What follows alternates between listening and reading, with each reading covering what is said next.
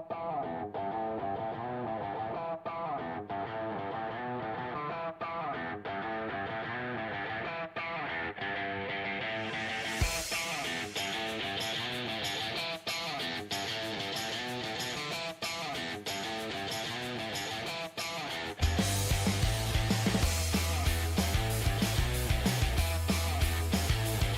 right, good morning, everyone. Welcome to Supermarket Prep. I hope you guys are having an amazing morning. Hopefully, you guys had an incredible day yesterday. Good morning, Eamon. Good morning, Peter. How are you guys today? Good morning. Good. Except for the outdoors, we got this. Apparently, there's a lot of forest fires up in the north, and the air quality is very low here, and the sky is orange, and it's a little surreal. Yes, but yes. As long as I guess I'm not on fire, so can't complain too much. But I hope, I hope it doesn't get any worse because it's a little crazy. Yeah, it's pretty bad, man. I mean, we're waking up to sunshine every morning. Today it's just a cloud of just dust. Well, it's not dust, but you can tell it's fire, smoke, whatever. And you can smell it. Like, I don't know if you've been outside yet, Peter, but today's worse than yesterday. Today smells so bad, man. It's been smelling like a campfire for 3 days here. So, it's pretty... Yeah, it's pretty strong. So it's all in the air. Yeah. Eamon, how about you? What's going on there? Well, I'm doing good. The weather is good. I spent most of the day out.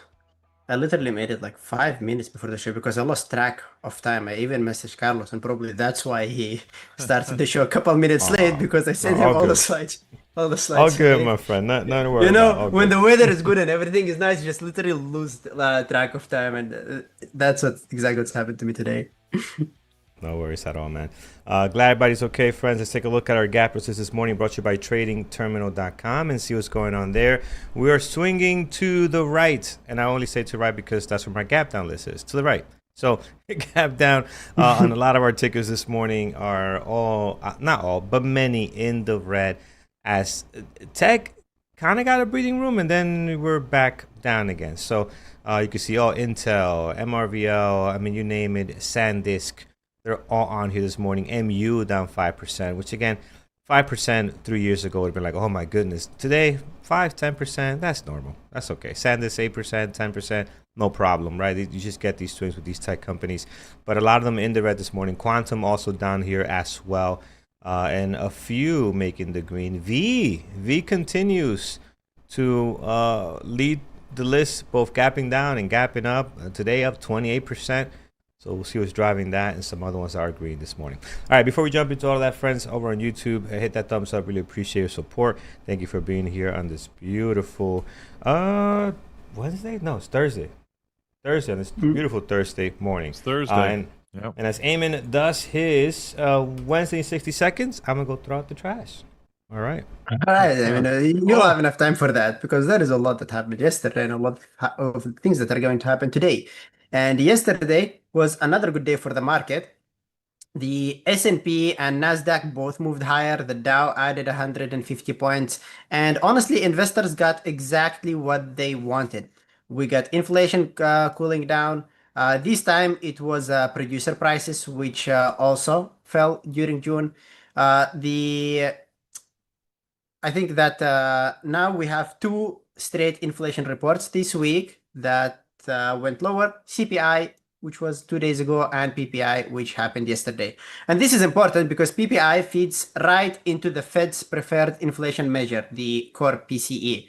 So yesterday made investors a little more comfortable that inflation is still moving in the right direction. The second big story was ASML. And once again, AI was the reason. ASML beat expectations. Then raised guidance again as the demand for the advanced chip making machines is still very strong, not just for this year, not just for 2027, even up to 2028. That's another sign that the AI build out is not slowing down. Still a lot to come in. I mean, if anything, companies are still ordering equipment faster than ASML can deliver it. Banks also had another great day. Morgan Stanley crushed expectations. BlackRock did the same thing. I mean, overall, bank earnings continue telling the exact same story. Businesses are still active, markets are active, and Wall Street is making plenty of money from both. But one of the biggest surprises that came yesterday was from PayPal. The stock exploded almost 17%. We had reports that Stripe and Advent International are considering a takeover offer. I mean, nothing is finalized, but investors immediately started pricing the possibility that and that one single good headline would help push PayPal higher. Now, here is something interesting. Money actually rotated inside technology yesterday. Earlier this week, investors were buying chip stocks. Yesterday, they bought the big platforms instead. I mean, we had Apple hitting another all-time high after reports that it received approval to launch more AI features into China. Microsoft, Amazon, Meta, and Alphabet all had good days. Meanwhile, Micron and SanDisk gave back some of their recent gains. So this wasn't investors selling tech. It was just investors simply moving some money from one part of the tech to the other. Warsh was back in the Congress for the second day. His message did not really change. He welcomed cooler inflation numbers, but he also reminded everyone that one good month does not solve the problem. So while markets became less worried about another rate hike, Warsh is not declaring victory yet. And finally, the Middle East, the fighting continued. Oil stayed high, but something interesting happened.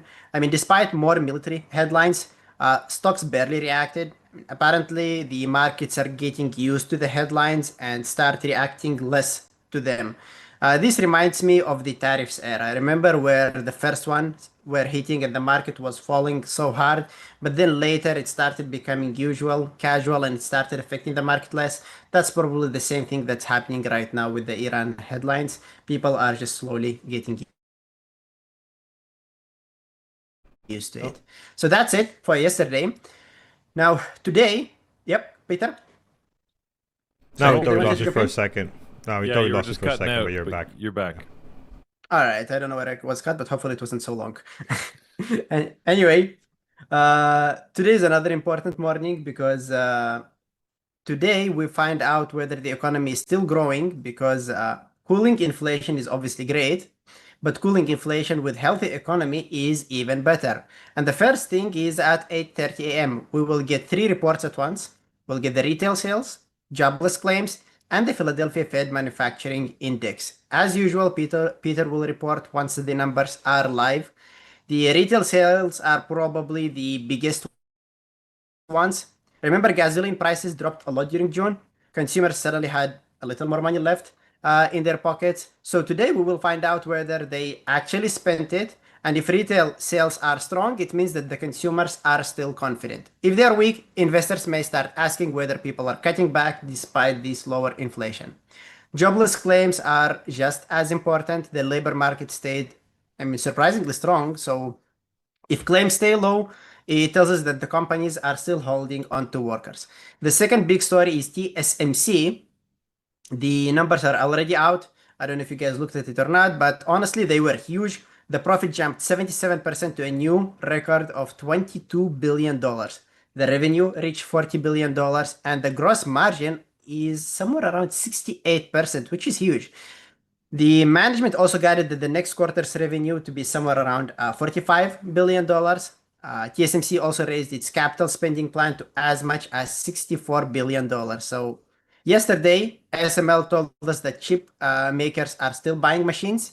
Today, TSMC is telling us that customers are still filling the factories. But if you take a look at the chart, you can see that the stock is lower and it's still selling off during the pre-market. And it's not simply because It, expectations were high. Yep. oh, just Carlos, we lost the chat room. How is that possible? I Okay. don't know, but we're completely out. You're not on the microphone or sharing charts in the chat room. Those guys are important, right? We need them back. Yeah, We need the chat room I back. would say so. Of course. Of I'm course. not sure what happened there. Kidding.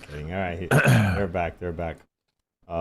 Okay. Continue, Eamon. All good. All right, guys. So yeah, so like I was saying, I mean, the TSMC is selling off during the pre-market, and it's not simply because expectations were high.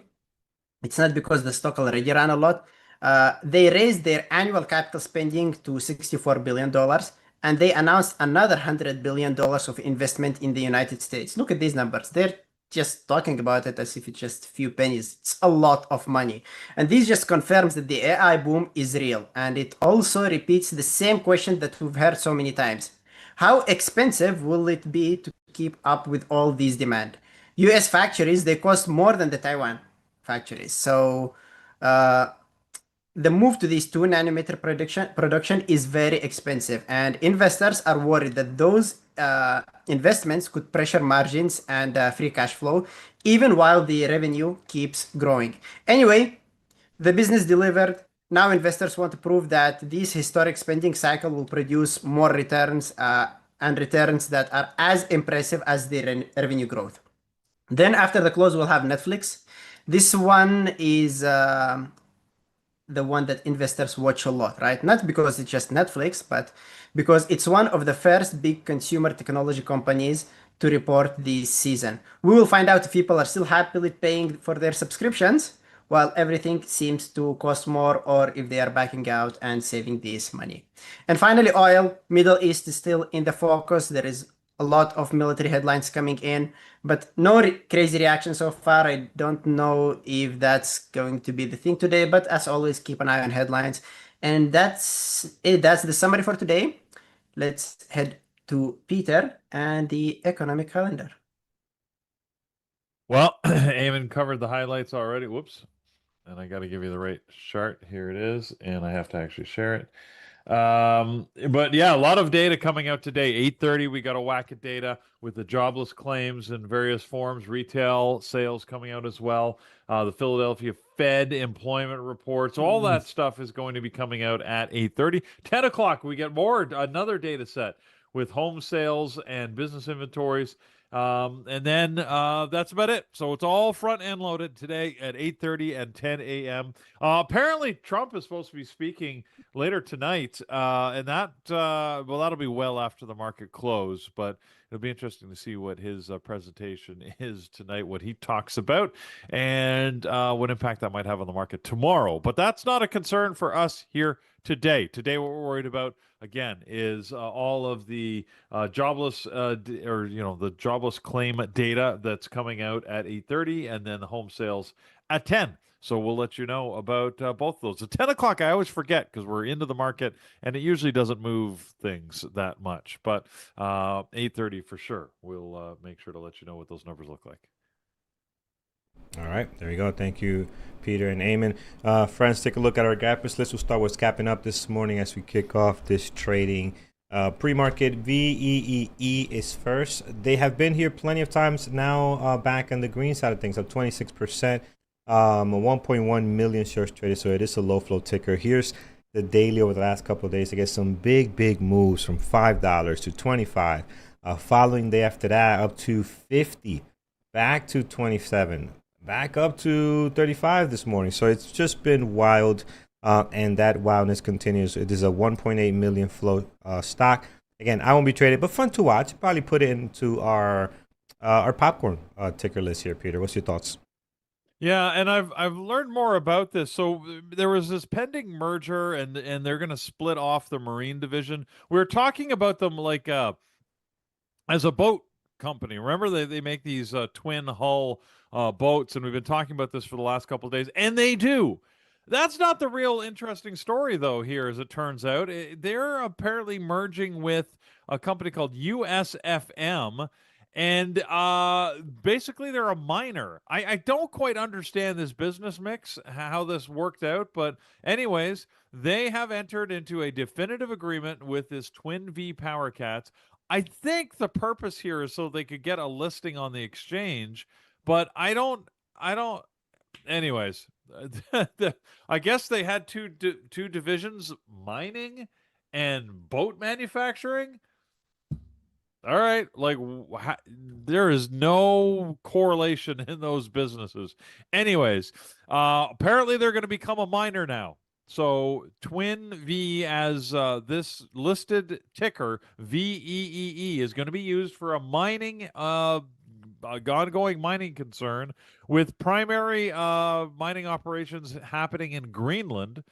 And they're going to take the actual power boat manufacturing and spin that off into a private company, which they're going to issue these non-transferable contingent value right certificates, which is interesting, but they're non-transferable. That means if you are a shareholder, a public shareholder, as of the date of the closure of this sale, you're going to get these contingent value right certificates for earnings on the privately held company that I assume you can't sell. So a ton of correlation, Justin. He's Justin in the chat room saying a ton of correlation. The seabed is the next big mining area. I don't think you ever want your boat to meet the seabed. If it does, something's gone wrong. So I hear you. They're both water related, but that's sort of like saying that the health food industry has a lot to do with undertaking because they both have to do with humans. You really don't want those two things to meet. Anyways, there's I don't know. Anyways, so this is the why. Why did it take off? Why is it still being talked about? Well, it's because they're getting into mining, and it makes sense to me now why this wasn't just a 1 or maybe a 2-day story. We're at day 4, right? This is day 4 of this, and it's still moving. So, and it's interesting, the range, like it's up and down. It keeps gapping up in the morning. Yesterday it gapped up and then sold off. The day before it gapped up and moved higher. So yeah, there seems to be a lot more interest in this than I would have thought. That being said, if you look at the volume, it has been tapering off since the first day. So the momentum is continuing. The volume is dropping pretty significantly. Whereas, yesterday, we had 75 million shares traded on this thing on Monday. Yesterday, we only had 7 million. I don't know what to expect for today, but I mean, it's in play. I'm not sure. I'm not sure whether we should add it to our list or not, Carlos. Like, it feels like definitely popcorn at least, I think, right? I mean, so. we'll watch it. Sure. I mean, it has some actual news behind it, so there could be some opportunities. It's still 1.8 million shares flow, so you got to be careful not to get caught on the wrong side of this thing. So, yeah, maybe a secondary. I mean, excuse me, a popcorn ticker. So be careful with it. All right, next on here, CMPS is next. We saw this, I think, a couple of days ago. Compass Pathway was making a little bit of noise, but today they're up here 9.4. Very little volume. I don't think these guys are really in play. I think they just happened to make our numbers and hit the list, but they don't look great at all. Pre-market action looks horrible, and also daily looks horrible as well. So I'm going to skip on this one, Peter, unless you have something great on it. No, this is a company called Compass Pathways PLC ADR. Anyways, and they are they have agreed to buy wait. Oh no, this is a sympathy play. I see why. Okay, they're going up because Eli Lilly is buying one of their peers, a psychedelic drug manufacturer called Atia Beckley. So Compass Pathways is also a psychedelic drug manufacturer, and the thought is, I think we've seen them on the list before because I'm just going to their website. Their website looks familiar. The stock doesn't seem familiar. CMPS. I think we must have seen it before, Carlos, and maybe it was speculation of a buyout as well. I don't know, or maybe it was when the U.S. the Trump administration was saying they were going to be investing in psychedelics. It did move sometime in the past, anyways. But now it's just moving because, again, one of their peers is getting bought by a big drug manufacturer. I guess that gives more legitimacy, right? Like psychedelics typically was considered recreational, not medicinal. So I guess now they're saying, yeah, reused properly, you can actually use it as medicine. And Eli Lilly buying into the space, gives them a little bit of lift. But like you said, I don't think it's going to give us a trading opportunity today. Yeah, volume is horrible on this one, so we'll leave it alone. Let's see what else we can get here that can actually move. UNH is next. They are up 6% this morning, and this can be tradable. Sometimes it does well. It is up with 428,000 shares traded.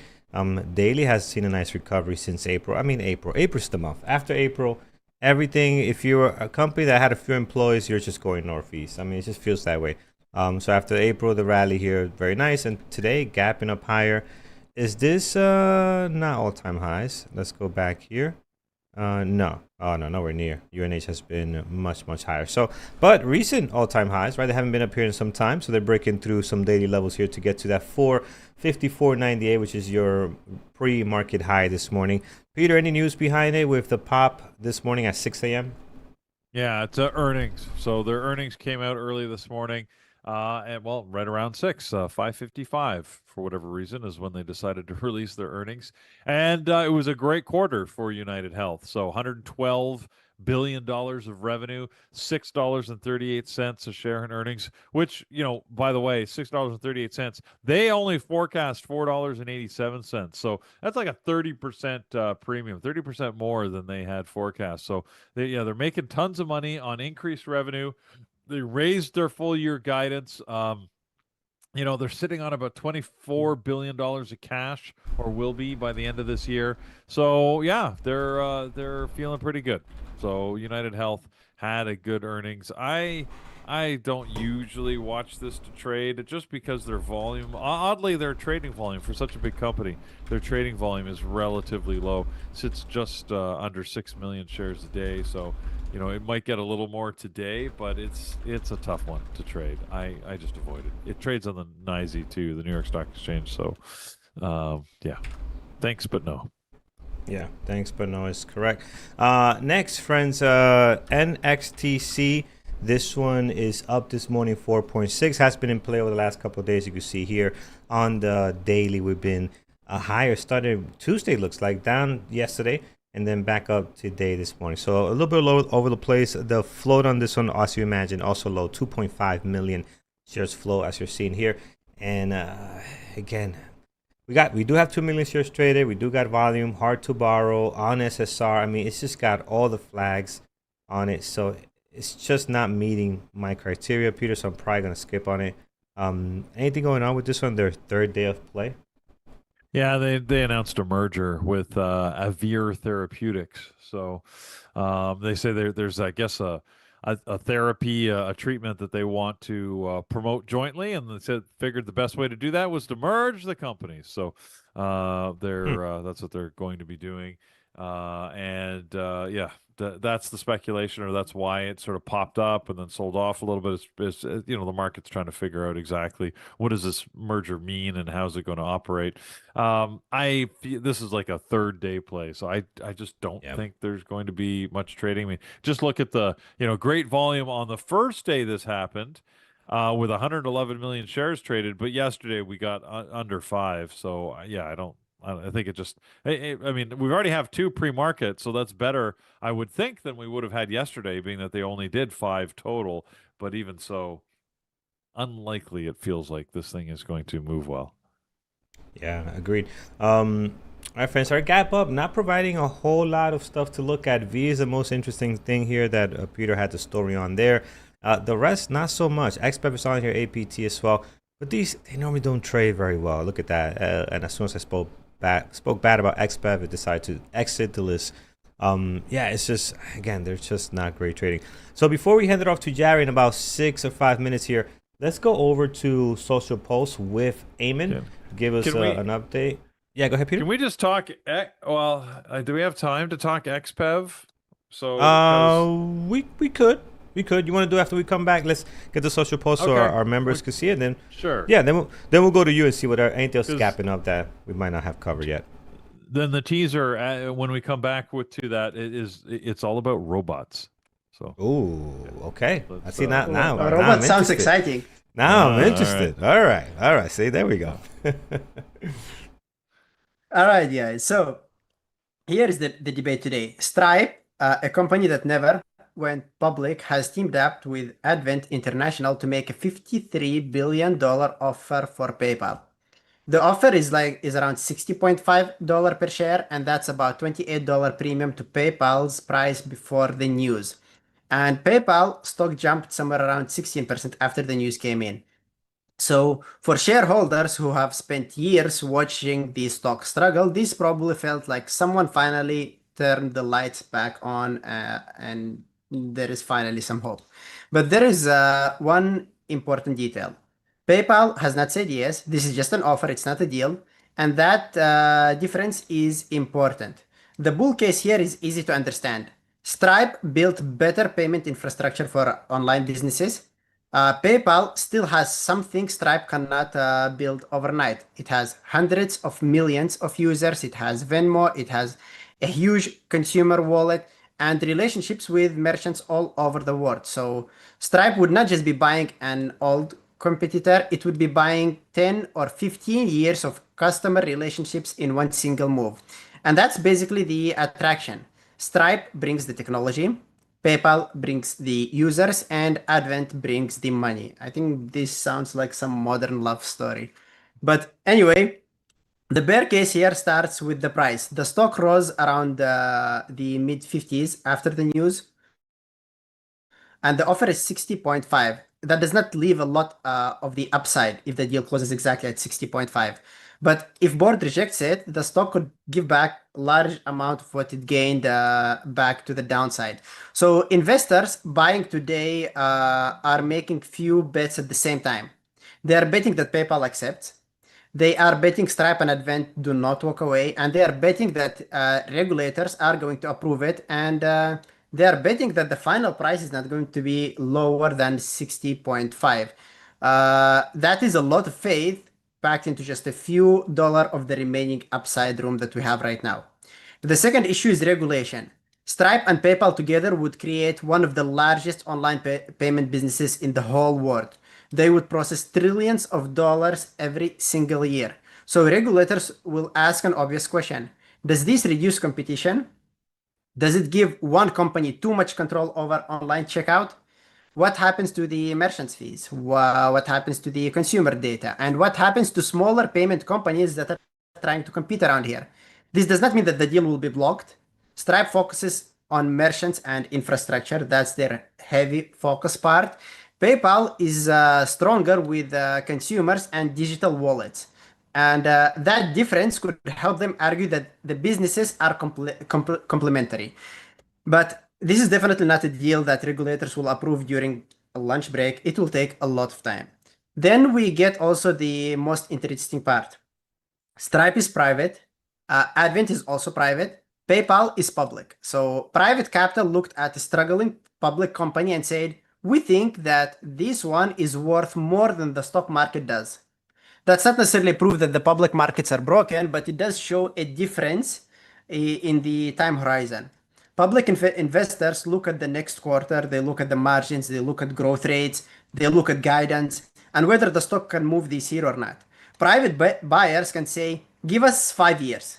We will cut costs, we will combine platforms, we will improve the product, and then sell or relist it later. So the same company can look unattractive to a public investor at the moment, and it could look very attractive to a private owner. And that is the real tension around here. Public markets may have become tired of waiting for PayPal to finally turn over and come around. Stripe and Advent may believe that they can buy that patience at a discounted price at the moment and make something great out of it. The other question that we have is whether the 60.5 is enough. PayPal was worth hundreds of billions at its peak. I mean, that is an old valuation. It does not mean that it deserves anything close to that at the moment, but some investors already argue that the first offer that we have right now is too low. So PayPal's board has a difficult decision. Either accept a clean premium right now or reject it and demand more. Or maybe continue the turnaround alone and hope that the stock is eventually going to catch up and go up. So in short, today's social policy is this. Is Stripe rescuing PayPal? Is it buying a valuable company while public investors are frustrated? Or is it trying to take PayPal private just before the turnaround finally starts happening? I think that the business logic makes sense. Stripe gets the consumer network it has never had. PayPal shareholders get a meaningful premium, but the current stock price, or at the current stock price that we have right now, investors are already pricing a lot of success before the board or the buyer or regulators have done anything. I mean, the offer is there, the excitement is there, but the deal still has a lot before it finalizes. Well, I think the numbers are out. Peter, Carlos. Yeah, we'll go to Peter. Oh, yeah. We'll have to come back to the robots. Hold on. Oh, Come on, oh, robots. Robots will do that later. Now we get to look at retail sales. So, retail sales come in. I don't see anything pretty, spectacular in these numbers. They're sort of around the expectations. You can see that they came out right on target. The jobless claims is what we care about, though, and you can see those numbers pretty much on target, right? Continuing jobless claims, I've got right here at 1.8 million, which is pretty much exactly the forecast. We're off by about 15,000, and the same thing on the initial jobless claims. It's pretty much right on target. So, really, there's not a lot to talk about there. The numbers came out as expected. The core retail sales, you see, slightly down from the target of flat, 0%, but 0.2. That's not a big deal. Remember, look at the previous number; it was 1%, right? Which is, much more significant. So, anyways, not a lot to report here. Data came out. I'm looking at the SPY and the Qs, and it largely didn't react. So, not much to see there. I think that I think it's going to be the same thing at 10 a.m. To be honest, but we'll see. This market is waiting for bigger news, right? As much as it's starting to resensitize itself to the economic data, it's still the global macroeconomic news it's looking for, right? It's looking for the big headline, what's happening with the war. It's looking for, sort of a lot of the larger, activity for its indicators of where to go, and jobless claims. Okay, but I still think that the analysts and the market movers are like, that's boring. I want to get back to the exciting stuff. You know, they need the next big thing. AI doesn't feel. I mean, it's not run its course, but it's almost becoming like a real business. Now they're concerned about actual valuations and business volumes and stuff like that. We need a new thing. Maybe it's going to be robots. Could be. It's not too much of a stretch. It could very well be. But anyways, there you go. So the numbers are friends. We'll let the chat room go with Jared engineering the markets. As Peter is gonna go into. I'm looking forward to this other story. But friends, are in the chat room. Take care. We will see you guys a little bit later. Engineering the market starts now. All right, Peter, you got some. You hyped us up. You got some good footage here. What's look? What's going on? Well, XPEG. So XPEV is the company. XPEV is the ticker symbol, which is a car manufacturer. But I guess it's a thing. If you make electric vehicles, why not also make robots? Maybe it's just an electric car in a different form. I guess. I suppose technically it would leverage a lot of the same technology on the back end, right? But anyway, so like Tesla and their desire to produce robots, meet the Iron Robot. That's the name, Iron. So and I don't know, this robot is known for its catwalk-like grace. So when they can put it can walk like a normal robot, or you can put into this mode where it walks like a supermodel. So I don't know. Is that a good thing? I'm not sure if that's a good Walks thing. More human?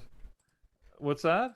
It walks a little bit more human, maybe. Walks more human, but all super smooth and with some like hip movement and stuff. Anyways, so or you can make it do Tai Chi, like if that's not creepy enough for you. So why not? Here you go. You can have your Tai Chi robot. So what's interesting about this is that XPEV has said that they are going to ramp up production to be producing 1,000 a month of these robots. So I have got images of bad things happening. I guess I'm always skeptical of the robots. And their first job for this robot, by the way, is they're going to be sales consultants in their vehicle stores, so which are all located in China. currently, but they're going to be deploying them in 2027, they say, so next year, to their retail establishments. And so yeah, if you want to buy an XPEV car or an XPeng car, you're going to be buying it from the XPeng robot. The So Xpeng Iron. yeah, XPeng Iron. So This anyways, is yeah, such a waste. Such a waste. it's I mean, Yeah. it's just sort of a weird thing. Here you go. Look at the supermodel walk. Yeah. Yeah, so and I haven't yet figured out why a robot needs breasts, but okay, let's go with that. You know, let's make it a girl robot. Yeah. I just Let's give it a phase. Let's give it I skin-like features. you I know, mean, as I was coming back from tennis this morning, there was another robot story where there's a school somewhere in the U.S. that has bought Sally, the humanoid robot, and they're going to be deploying it to a classroom, and it's going to be a teaching assistant to teach the kids, where it's going to, I guess, be working with the children. Apparently, it can't recognize the children by name. The children have to identify themselves by number to this robot if they want to interact with it. And they're going to and the robot will also provide support to the teacher by pointing out if it misses parts of the lesson plan. That doesn't sound like fun for a teacher. We have the robot say, pardon me, but I think you taught to this teach you incorrectly, this or you missed size. this.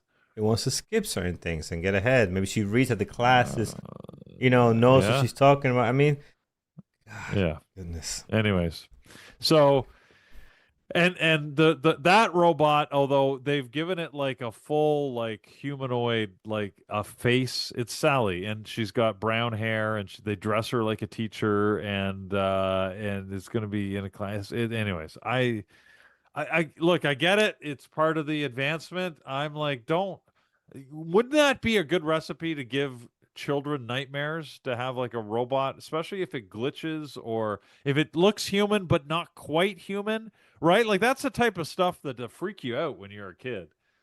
Like I don't know. I mean, Mm. like, and not everybody deals with it well. Like my wife refuses to watch any movie where animals talk because it freaks her out. She just, like even cartoons where they make the cartoon, but especially when they do the pseudo live action thing and they make the animals talk, she's like, nope, I'm out. She won't watch it. And I'm like, okay, that's fair. So there you go. See, Candy Okay. thinks they're terrifying. So see, we watched Sheep Detectives. I admit she did watch Sheep Detectives, and that was that was like a little unsettling. So Yeah. anyways. Now we know what drug we cannot give your wife is mushrooms. We don't want her seeing stuff talking to Oh her. my Her God. going nuts. We don't want that. No, We want the that would dog. probably be a bad thing. So, anyways, Yeah. So, but the Yeah. story is about XPEV. Is it going to make it tradable today? I don't know, but the fact that the robots are coming, so maybe we should stop fighting. Maybe I should stop fighting, and we can just embrace the robots. But yeah, the stock is gapping up on the news that they're going to increase production. So they feel these are production ready. If they're going to be making 1,000 a month, right? They're going to be out there. I said their first job will be in their as a shopping assistant in their own retail stores, and they're making them available for public purchase. So put your order in now. I don't actually know what they're going to cost, so I can't give you any direction on that. But Yeah. anyways, it's if you want your own robot to Well, water your just plants and wait for the fifth edition when it learns how to cook, clean the house, water the plants, and everything, and then we can think Yes. about it. And fold clothes.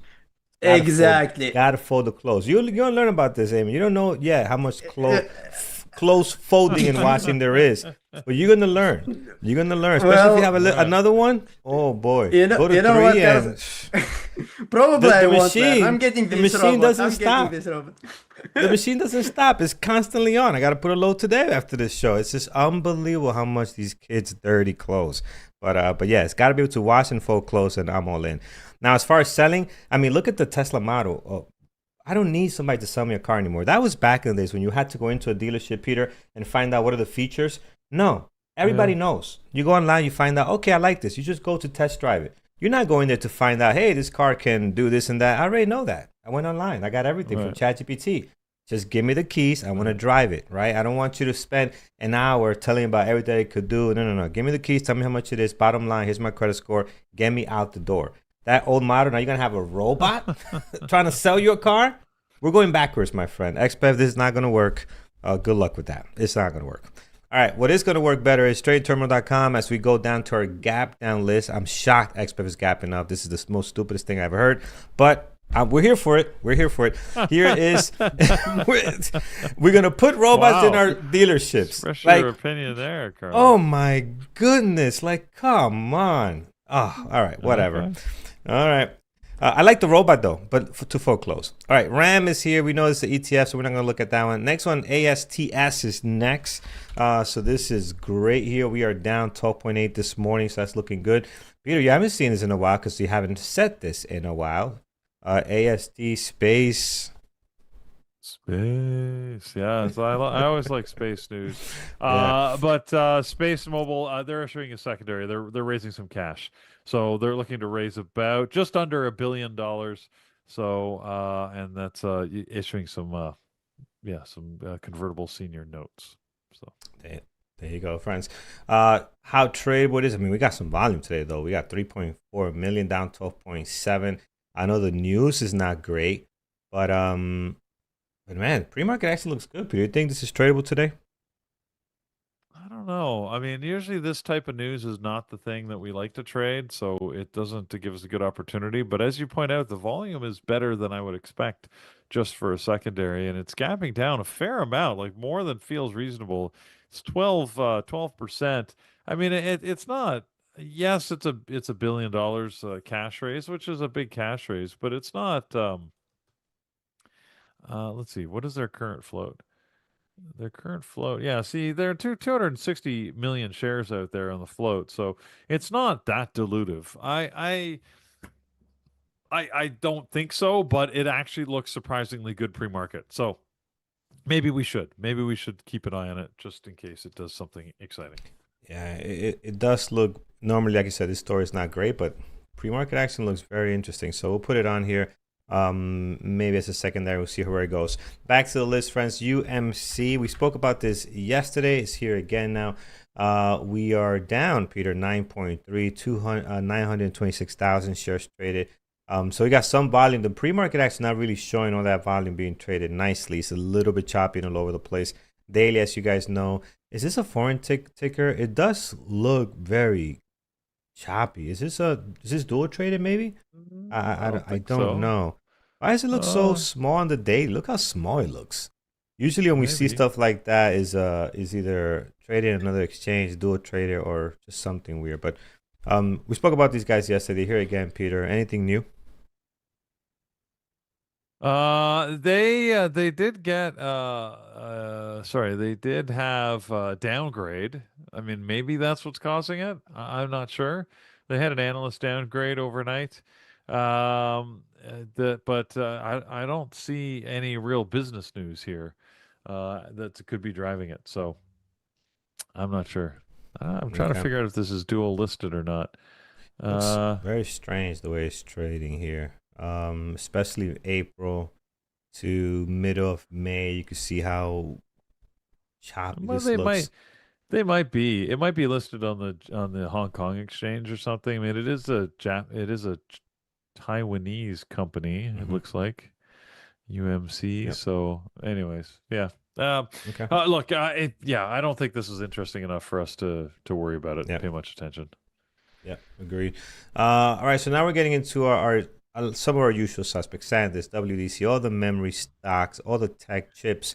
They're all here. SanDisk, WDC, SKHY, which by the way, given it had a nice rally yesterday, the day before, and kind of giving some of that back down today. MU, I mean, you name it, they're all just wow down the list. Really, TSM. I mean, there's just all stacked up here, Peter. So the news continues. Tech is what's moving this market today. A bunch of stuff in the red, quantum included as well. So a lot to choose from there. Anything that sticks out to you that you like this morning, or anything to share in regards to tech, quantum, and memory? Look, I mean, this is what happens on the market regularly, where the market, we generally don't know much about an industry, and then it starts to move, and then people get excited about it. And this is exact, we know about AI, we know about the boom. How many of us truly understand how an AI data center is assembled and put together, and what's the requirement or the demand? We don't, right? It's all speculation. And then, the analysts out there, of course, they themselves have to learn about it and get information. I feel like the analysts now are just learning enough to be dangerous about a lot of these companies. And SanDisk is a good example where now as they're looking, into it, they're like, well, because at first everybody's just excited about the growth, right? Massive explosion in growth. If you're going to build an AI data center, you need chips, you need memory, you need optical to link it all together. You need, there's all sorts of components that are required.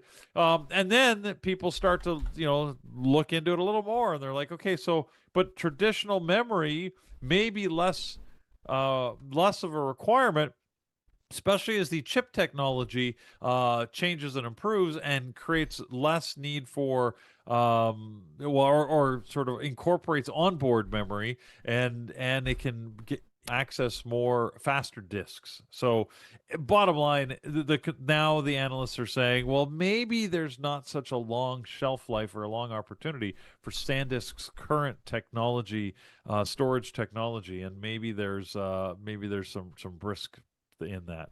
Of course there is, right? Technology is going to change and evolve. You can only hope that SanDisk is evolving with it, but that speculation is like, you're now looking past the sales to what you think is going to happen next in the technology and how it's going to be bought and incorporated. Like, I don't know, it just feels to me like it's getting a little too much, and people are dabbling into stuff they don't really understand. So let's just trade the stock, sir. Okay, so SanDisk is gapping down today, largely because these analysts are concerned. I don't think the reason matters that much, right? It's moving down. Sentiment is moving against the semiconductor sector generally, and memory a little heavier today.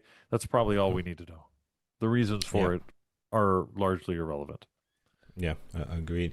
Now, as far as what you'll be watching this morning, what sticks out for you on this gap down list? I mean, it's massive, of course, but what do you like here for your personal trading? I'm going to stick to a lot of the ones that I typically go to in the semis space. So I mentioned Marvell the other day, so it's now one of the ones I like to look at and watch. NVIDIA, AMD is where I keep an eye on. I know Micron. In the chat room, Jared was mentioning Micron. He was taking a look at that this morning. It's made some good moves. It's back. It's an $850 stock now. It's funny, because it's still up here in I would still call it all-time high territory, but strictly speaking, it is like 30% off the highs. It hit a high of $1,250. It's $400 down from that. Like, anyways, I can't help being old, and sometimes I'm like, if a company dropped 30%, people would be like, oh my God, right? Like it's disaster. They must have completely poached it and ruined part of their businesses, and they must be shuttering like stores and laying people off. And this is Micron's like, I don't know, we're just doing the same thing now as we did last week, as we did last month, as we did last year. So, and the stock, Nothing's changed.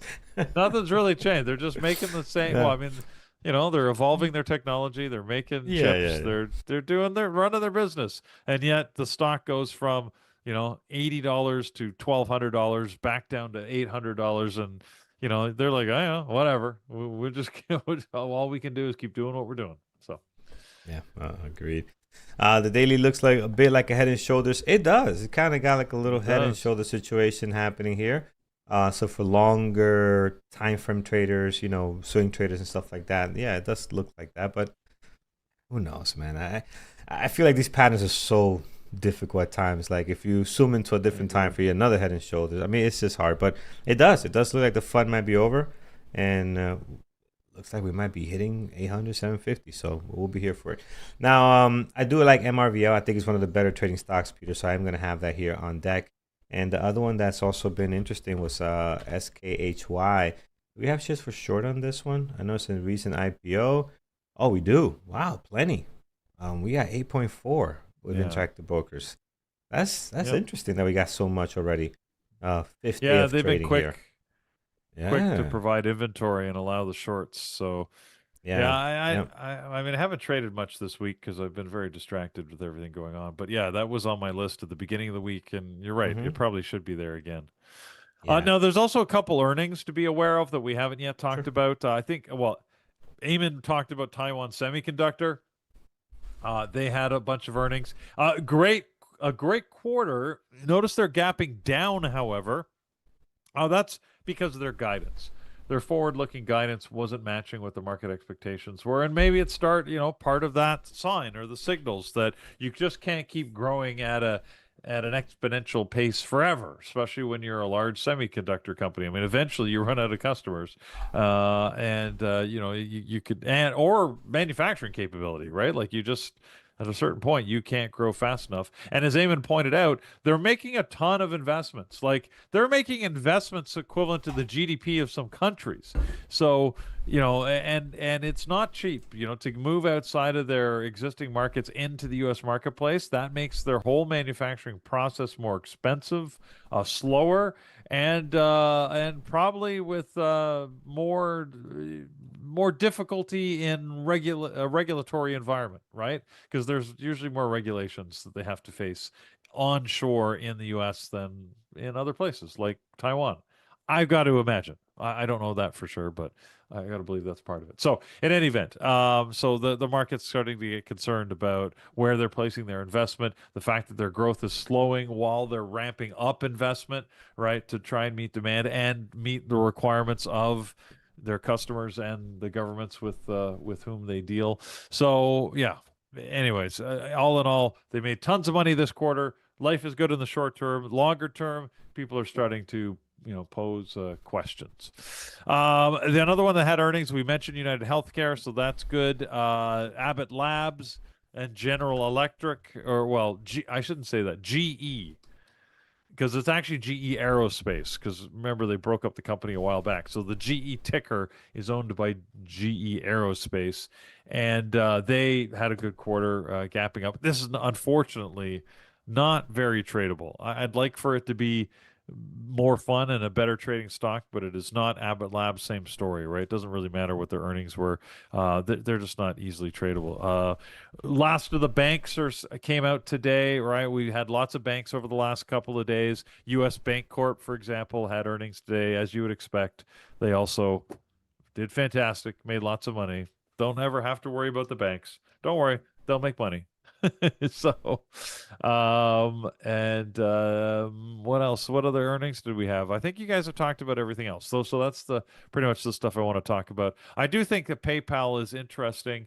It hasn't traded that well. I was hoping that it would trade better on all this speculation of the buyout. And again, we're waiting for the board, right? We're waiting for the board to sort of give a response to the bid that was placed. I still think the bid is too low. I don't think they could sell the company at about $60, especially with this gap higher. But we'll have to see. We got to wait for the news on that one. Yeah, I agree with that. I think it's too low as well. All right, friends, let's head over to our fun fact of the day with Eamon, and then we'll come back and finalize this list. Only MRVL, SKHY for me there, and then VS a popcorn ticker because it is a low flow stock, but it does have some positive news with it. So, but before we go to all that, let's go to our fun fact of today. All right, guys. So here's a number that is really interesting: $10 trillion. This is how much client money Morgan Stanley now manages across its wealth and investment businesses. They crossed that milestone for the first time yesterday. And in just one quarter, clients added $148 billion. I mean, think about that. $10 trillion is roughly a third of the entire US economy. Now, I mean, it's not owned obviously by Morgan Stanley, but managed by one firm on behalf of its investors. And here is what I found fascinating. Most people think wars, volatility, and uncertainty are bad for Wall Street. For most people, they are bad. But for firms that trade markets and manage money, volatility is actually the business. More trading, more hedging, more capital raising, more investment activity, more fees that they profit from.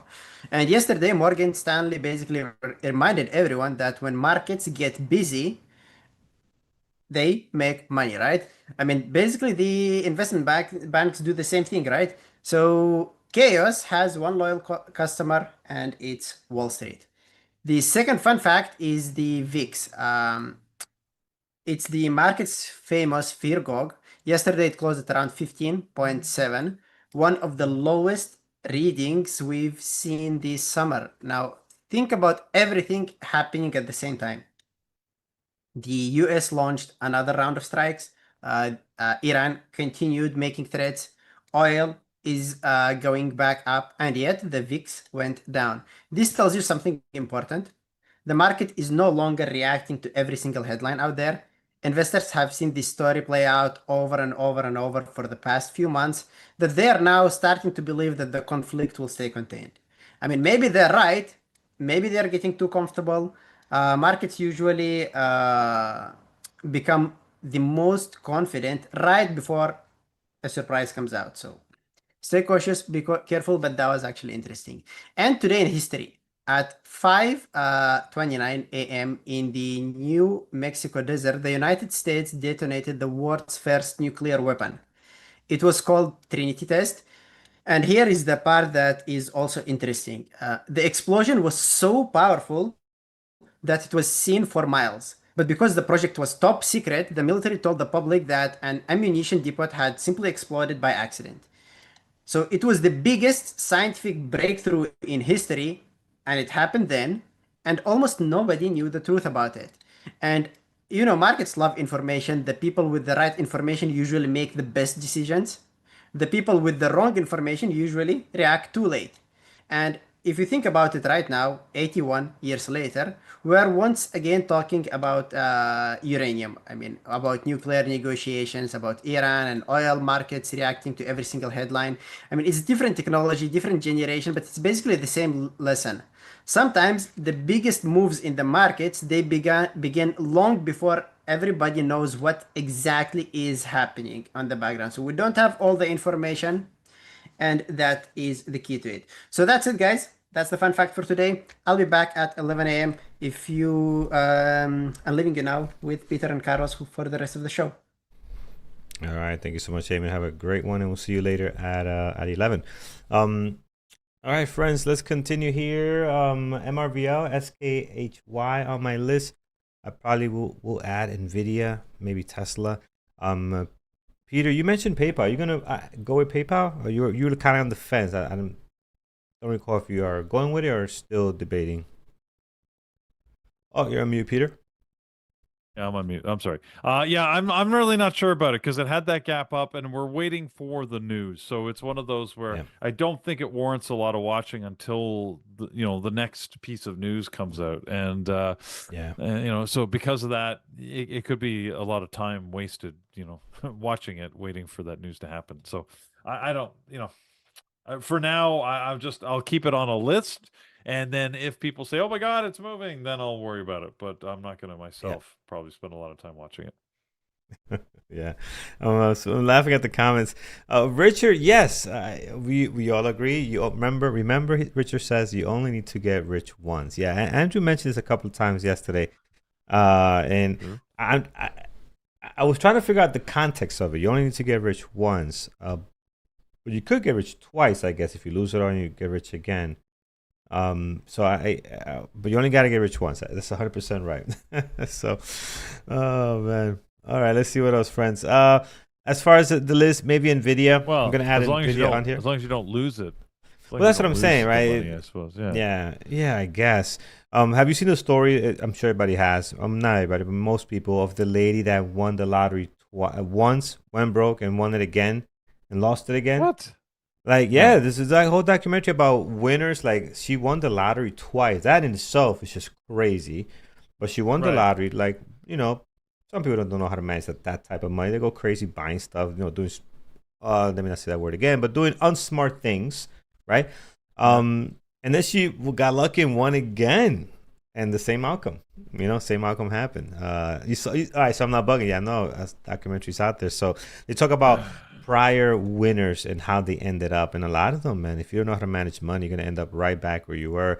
There's also a saying, Peter, I'm sure you heard this one. You take all the money in the world, you split up evenly against, and everybody that's alive. And eventually, some of the people that were rich will continue to get the money back, and everybody will end up almost in the same place because the mentality doesn't change. You can end up back in the same place. So, Andrew says you don't take too much risk. If you are already rich. I agree. Yes, if you change the way you think, if you don't go crazy, like some of these basketball players, man, their stories are sad, right? They made it, they made money, and they just didn't know how to manage that type of money, right? Because coming from poor families, this and that, started buying car dealerships, started doing this, helping out friends, buying houses. Next thing you know, they're the ones needing help. So it's just crazy. Right. People have the opportunity and just don't know how to use it.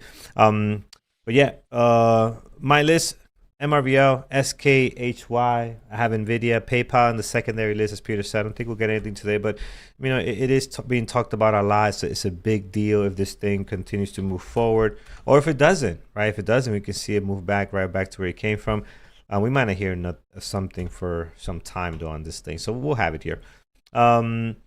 Let's see here. Andrew says, my point is no need to make life-changing trades if you are already rich. Agreed.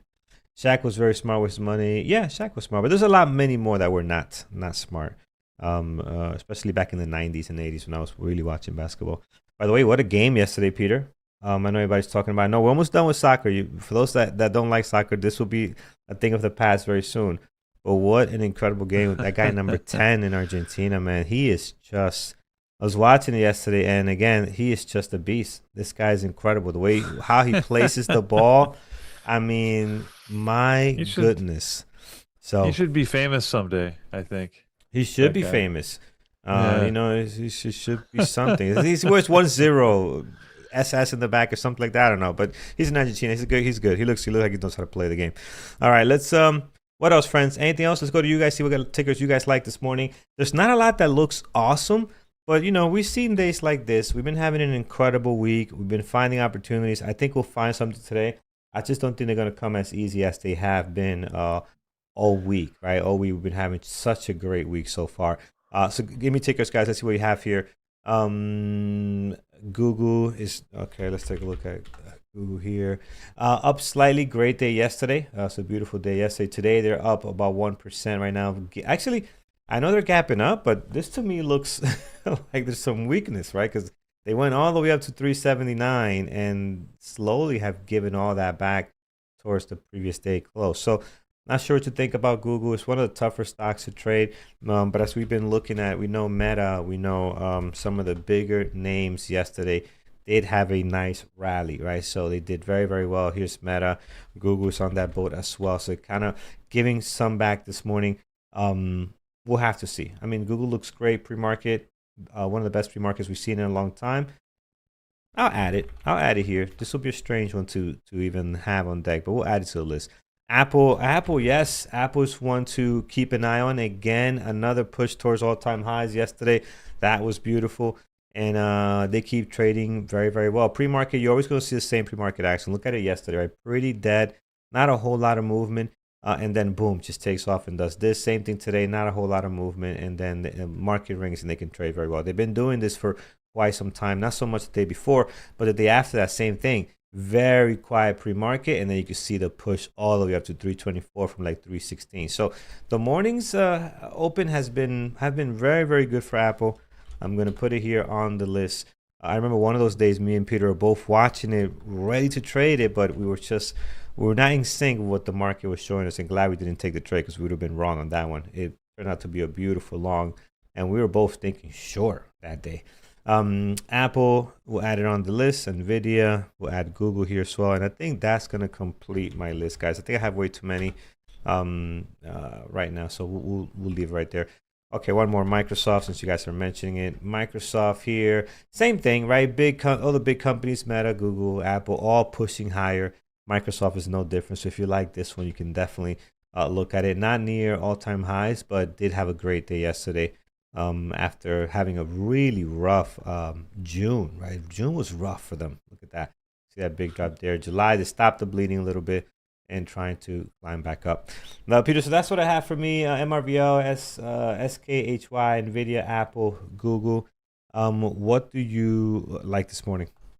Well, like I mentioned, I'm already going to look at my usual semiconductor stocks and NVIDIA and AMD. And you reminded me I should watch SKHY as well. So I'll keep an eye on that. I do think, I don't know, space is still moving decently. I think I'm going to watch ASTS. Why not? I'll keep an eye on that.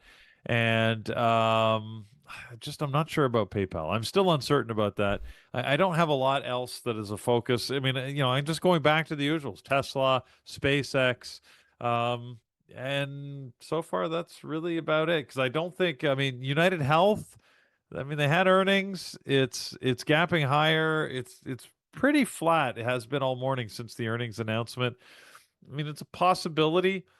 Um, but I don't hold out a lot of hope. So I think so on my maybe list are UNH and PayPal, but that's it. That's really it. I'm going to keep an eye on those, and we'll just see if we can get a trade opportunity. And maybe I'll have to be scanning. We'll be scanning what's moving, and if something else pops up, I'll be looking at the chat room. We'll be looking at what you guys say. So let's help each other. Call things out if you think they start to move in an interesting manner once that opening bell rings. So, of which we still have some time. We got 22 minutes, Yeah, a little bit more until that we're happens. So. pretty good ahead of schedule here at the moment, and we're ready to go. Just remember, money does not buy happiness, says Candy. Absolutely, right? I mean, I think people got to realize how rich they are right now. I mean, I got to tell you, over the weekend, I'm in my above ground pool, which is only 4 feet, maybe 4.5 on the best day. And I'm in there on a floaty with my kids throwing me around. I felt like a rich ass man. I'm in the back and I'm just thinking, and I took a moment to think. I'm looking up, the sky's clear, it's blue. I'm like, what else do you want? Like, what else do you want? This is it right here. This is amazing. So a lot of you guys have that and more, and you're rich right now, man. You just got to see things differently. And you guys know it's very cliche. If you're constantly looking more, you never stop to enjoy what you have, forget it. You're always going to feel poor. You're always going to feel like you're chasing something. And I wish I would have had this mentality much, much younger age, man. When I was like maybe 25, 30 would have been great. But as you get older, unfortunately, that's when you start thinking that way, especially once you have kids. It definitely pushes you that way. But what more do you want? We're here. We're doing the show together. We're training together. We have a great community. We got Peter with the rants. We got Andrew showing us how things can be done if we continue to be disciplined. Are you not entertained? What more do you want? Yeah. We're giving giveaways every week for funded accounts.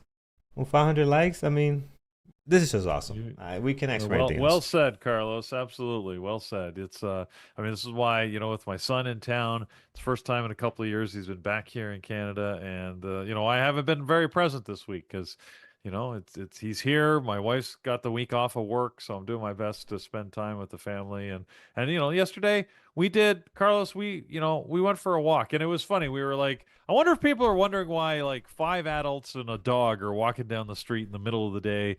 And like my this is my kids talking, right? They're all adults now, and thinking it felt weird to be going for a walk as a family. But we're like, we had fun. We had a lot of fun on the walk. And things that you just, Carlos, are like minor little moments. On part of our walk on one of the streets in the little neighborhood here, they've got a speed camera, right? Yeah. And it, to keep the cars, right? So, usually it helps as a deterrent. You flash the speed that you're going, and it slows cars down a little bit. So, it was the middle of the day. We were basically seeing who could run the fastest and set off the speed camera. So, anybody want to do it? Yeah, both my son and I were able to get the speed camera to go, and so yeah, it was good. So my son beat me by 1 kilometer an hour. He was a kilometer an hour. What was sort of funny when he hit top speed, we both had pretty much. I hit 20 kilometers an hour, and he hit 21 kilometers an hour. We realized we're both very slow because as we did that, I like, do you realize the 21 kilometers an hour is pretty much the exact speed that the world-class marathon runners run for 2 hours, because the new the new world record is just under 2 hours for a marathon, right? which Yeah, is yeah. 42.2 kilometers, which means they're running 21 kilometers an hour for 2 hours Insane. straight. We could do it Insane. for about 5 seconds. Yeah, So, it's just insane. but anyways, the point is that we that was part of our day, and then we played a video game together called Overcooked, which the kids like. So and we were trying to work together to do these things, and then and my son made us a meal, and we had friends over last night, and like you said, Carlos, I'm like, that was a good day. We didn't do anything massive, Yeah, nothing well, spectacular, but that's what life's about. And that's I what it's all about. what Man. keeps you going. Yeah. So, anyways, it was a lot of Absolutely. What's going to keep us going as well this morning is letting you guys know what's happening today, Thursday. So Peter's going to take you through that, how to join the community, bearwithtraders.com, and everything that we have to offer. Indeed, yes. In our community, there's always things happening, and on Thursday is no exception. We focus on mentorship on Thursdays, and today we're going to have a couple of mentorship sessions for you to take advantage of. During the day, we got the 12 and 1 o'clock sessions. 12 is with Jared talking about options. 1 o'clock is on Market Atlas, which is a tool you could find at tradingterminal.com, which gives you visualization of market volume. It's a great tool. We use it every day to understand where the market's moving at the open and where the volume sits. Very helpful. So if you're interested in that, those are at 12 and at 1 respectively. And then tonight, we've got our signature webinar. And again, take advantage while you can, because Gary's going to be taking a vacation, which means we won't be doing the evening webinar, the mentorship session, while Gary's on vacation. But that's at 8 o'clock tonight, so it will be happening. So 12 p.m., 1 p.m., and 8 p.m. If you're an elite member, you can go to all three. How do you become an elite member? Well, you go to bearabletrading.com and bearabletraders, I should say, .com. Got to get it right. And if you go there, then you can find the different membership options, whether you sign up monthly or you do an annual. It's the package is right there. So there you go. That's what you can do, as you see on the screen. Take advantage of that while you can, and give us a thumbs up right here in YouTube, because if we get enough of them, then we can give things away. We want to keep giving things away. Help us. Yes. Help us give it all away. So help us in any event, give things away. yeah. And we will, So let's get ready for this market open and get ourselves set, both with our platform, mentally. Take a deep breath. Let's get ready for this market open. Yes, absolutely. Hitting that thumbs up myself right now, 163 likes. So if you haven't done so already on your end, please do so. Question, why Market Atlas? I can only watch 4 stocks. So we are testing 8 stocks, like me and Peter and some of the moderators. We have 8 stocks. You might see that when we show the Market Atlas. So we're testing it to see, if we can release it to everybody else. But I'm not sure if that's the thing. Yeah, we got to test and make sure we don't break anything. And we also try to see, we need to see where we're going to steal the energy from, right? For the data centers, how we're going to steal more energy to give you guys more power. So that's a little harder to fix. How are we going to steal the energy to get you 8 tickers instead of 4? No, but in all seriousness, we're testing it, but we just got to make sure we do that, because once you do that, it requires more power. So we'll see. All right, friends, let's get some levels in place. We'll start at MRVL.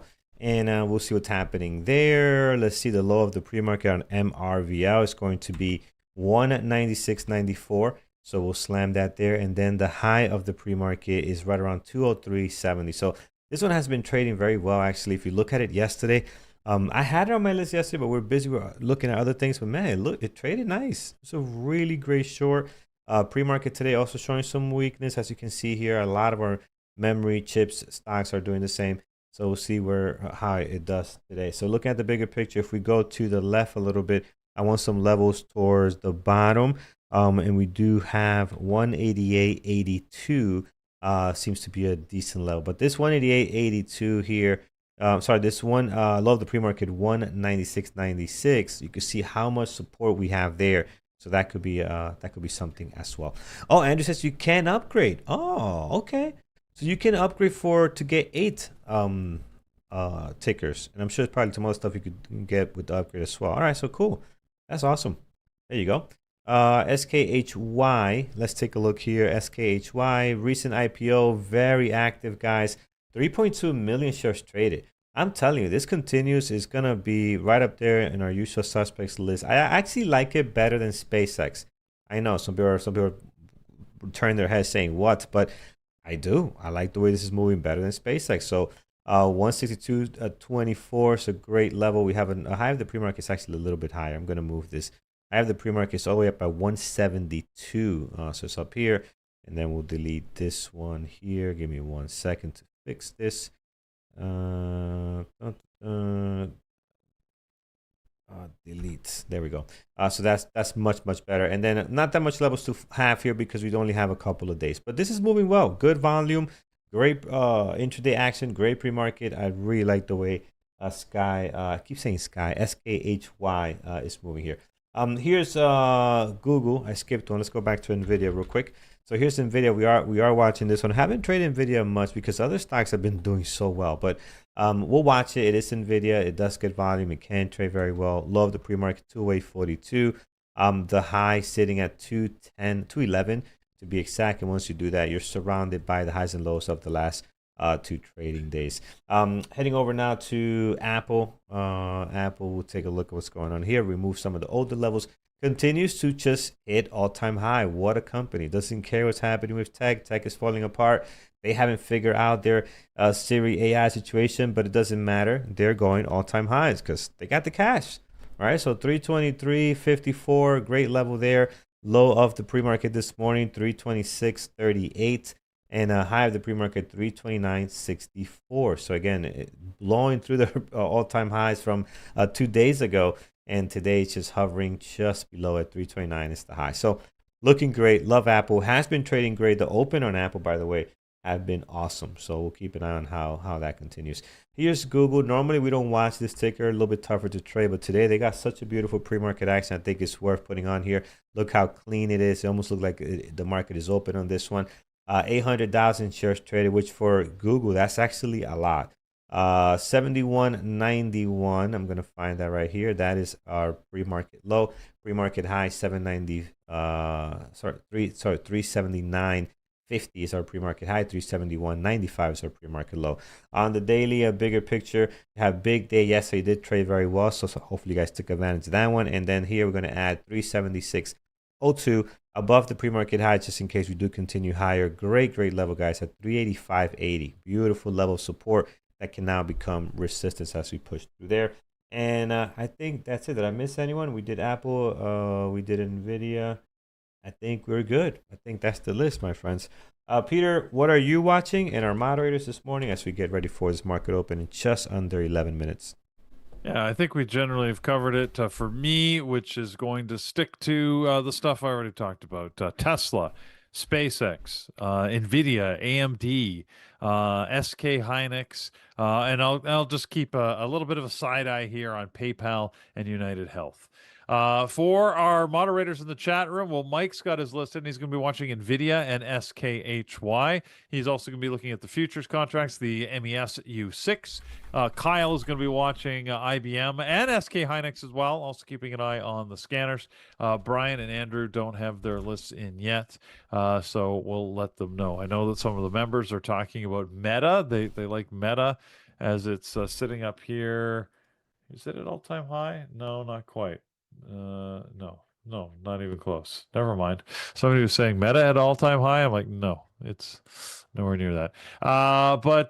Yeah, I mean, I think there's actually a lot of targets out there. We talked about Marvell a little bit earlier. Micron might be another one. So I think some of the semiconductors. And again, if you want to get in on the robot craze, then maybe you want to watch XPEV, but I don't think it's gonna. I don't think it's gonna be moving as a tradable stock today. So that's what we got, Carlos. 10 minutes to the open, or well, 9.5 minutes to the open. We'll get ready. You know what? I'm gonna put SK. I'm gonna put it here. SKHY. All right. Here we go. I went when you said earlier that you had to go put the garbage out. I'm like, oh, garbage! I completely Did you forgot. take care of it?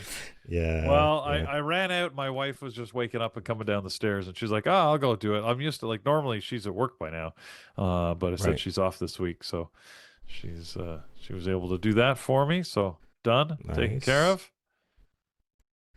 Yeah, you don't want the garbage sitting over the weekend in the summer. That's a no-no. It's a no-no. Right. All right, friends, we're ready to go. Yes, I agree with the comments. The comment here, who said this? Peter, enough with the barbecue in Canada. NYC's been marinating in your smoke for the last 2 days. It's not Peter barbecuing, of Like, course, but yes. we're not doing it on purpose, man. Things are on fire here. So Yeah. yeah, we're How far is unfortunately. this? Is like all the way by above Illinois. Like it's pretty far, Minnesota somewhere. Right. So I guess it's a big forest area for you guys. Yeah, like we have millions of hectares of forest up there. So when things burn, they can really burn out of Get control. And it going. happens Yeah. not every summer, but a lot of summer. Like, yeah, like I think last year, Last Carlos, it year we was had it something. too, pretty bad, right? Yeah, and it was like, like you have to understand, like the in Canada, I think a forested area the size of New York State burnt, like totally. So Jeez. that's the size Goes of into these fires. perspective. Yeah. Yeah. Yeah, That is yeah, insane. it's a lot of forest that burns, so it creates a lot of smoke in the atmosphere. So sorry about that. I loved it. What I loved was like I think was it last year or maybe it was a couple of years ago where there was like these politicians out west where they're like, we got to do something. So we have to, Canada's got to do something about their forest fires. And we're like, what? Like what? Like we don't. And like they're blaming us. Yes, I get it. It's happening in Canada, but like, well, you've got to stop it from blowing down into us in the U.S., right? It's not our problem. We're like, well, we can't You control the wind, yeah, and the can you for stop it from crossing the border? Can you do some yeah, kind of wind exactly. change? Just stop it at the You know? border, would you? Yeah, please. Anyways, and I'm just like, that's what it means to live on a planet, because there's just Um, yeah, it's not yeah, as bad as it is in Michigan. Michigan is probably because they're right under it, right? By the time it gets to us, it dissolves a little bit. So I just went outside right now, and it looks like very eerie. I try to find a cloud so you can see how yellow it is, but there's nothing. It's just this dust. So there's no reference to how smoky it is, but this will be a blue sky. Just put it that way. So that's what we're dealing with. But yeah. yeah, man, I can only imagine people nearby. The smell has to be so strong because you could smell it here. When I smelled it yesterday, it wasn't as bad, but it just smelled like the neighbors 2 blocks down were having Well, a barbecue or some kind of fire. a big barbecue. So Yeah. sometimes it's not as bad when you're close to it, oddly, because with the currents, right? Like Oh, it yeah. goes up and then distributes into the upper atmosphere, and it's only when you sort of get the fallout, right, when it sort of comes Right. back down and that can be, tens or hundreds of miles away. So in any event, Call that's ice to stop the smoke. Yeah. yeah. Get There up you there, go. get up there in Go. helicopters and just put fans like fans blowing Yeah, that there way. you go. Go arrest the Oh, smoke. man. Anyway, But it just tells you how bad is how much you're burning yeah, because all the way down here. But we had this when California had it too, right? Remember California had their fires? We still got it all the way over here, and that's 3,000 miles away or something, and we yeah. still got it here. So it's madness. All right, friends, we're ready to go Madness. here. We got our watch list ready. A couple of minutes. We have MRVL. We have SKHY, NVDA. Google, Apple, anything else I'm missing? We have V in our popcorn ticker. Again, a low flow stock, but this low flow stock has some juice. It has some news behind it, so it actually can move. It can trade well. So we will see. Let's get Peter down here. And Peter, Yeah. you got some rain coming. Hopefully the rains can help your fires. But I think some rain Yeah, next week though. I hope so. The irony I was told apparently the forest fires when they create so much smoke like this, it actually does disrupt the weather pattern. So you're less likely to get rain because of Hmm. the smoke in the atmosphere, which Yeah. is a Yeah. little unfortunate. But in any event, yeah, and it's not good. We got a big cottage weekend planned this weekend, and it's supposed to rain here, so we might get rained out on our cottage, but we'll see what happens. Now it's 100% chance of rain on Saturday. Yeah, it's That's moved up not so quite a good. bit. I was having a big barbecue on Saturday. We still might have it. We'll bring it inside and I'll just go outside with the umbrella and do what I have to do. But Peter, did we read our moderators list already? I believe we did. Right? Yeah, we did. Yeah. Okay, so you missed it. We'll give Oh, you those Andrew's that we list had. again. Not everybody. Yeah, not everybody was there. I can give you more though, because there's more that are posted. Andrew's now present in the room, and everybody wants to know Andrew's list. So let's let you know what he's watching. Andrew's going to be looking at Apple, Micron, SanDisk, NVIDIA, Micron again. Oh, anyways, and SpaceX. So there you go. That's what he's looking at. He likes Micron so much he put it there twice. And Brian is going to be watching Tesla, NVIDIA, Micron, ASTS, and the market indices. Jared is going to be watching Micron, AMD, and Intel, as well as United Healthcare and Netflix. I don't think Netflix is worth watching myself. I could be wrong, but we could probably do something like this too. I know everybody's interested in what Andrew's watching. Maybe we could put, instead of a secondary list, I can put Andrew's list down here. Right? So yeah, you gotta wait for like it to get in there. You could. Yeah, could do that. That looks too much though. And it's duplicates of what I have. Yeah, mine might be a little more confusing than helpful. We'll figure out a way. All right. So, yeah, the semis, sorry, have been moving up the last couple of minutes. So, we'll see. Well, actually, now that I say that, AMD is just pulling back pretty harshly, and Nvidia just got a drop too. So, okay, so look, we're seeing some movement here on the semis. So, yeah, I do think once again they could be our primary targets. They're in play for sure. Yeah. I gotta get the chat room over here.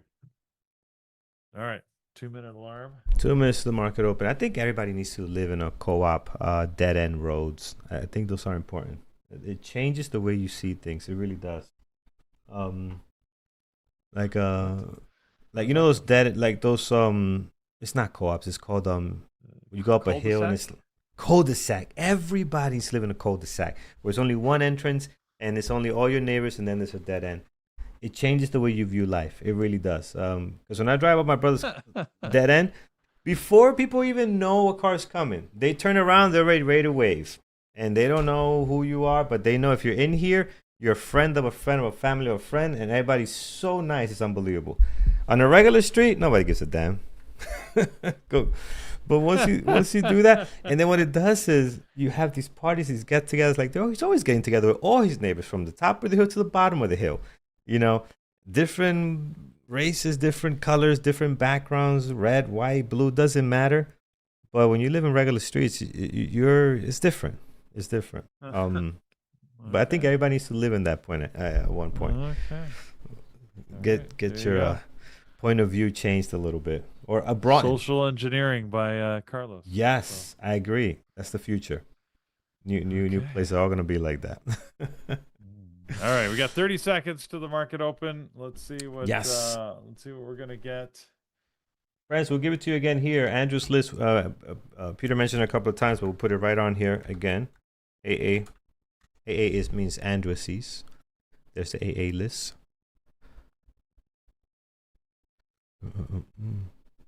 There needs to be some regulations. Yeah. All right, friends, get your affairs in order. 7 seconds to the market open as we get ready to rock and roll. And here is the bell. Let's go. Let's see where the action is. 1 minute, 5 minutes. Rock and roll. Let's do this. Oh, Tesla is just getting punched in the face. Netflix is popping up here a little bit. See, yes.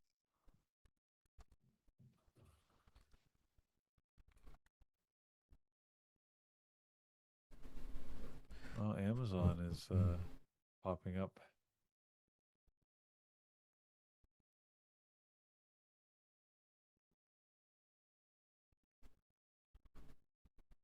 Huh.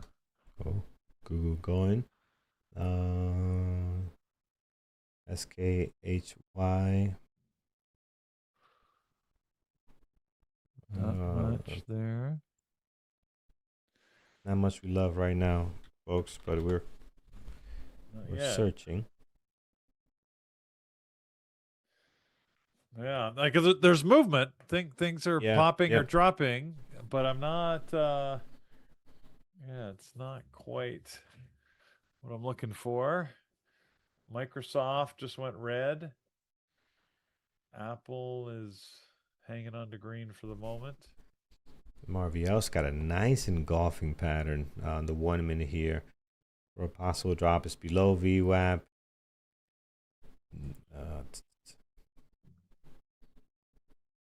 Volume is okay. It's not great.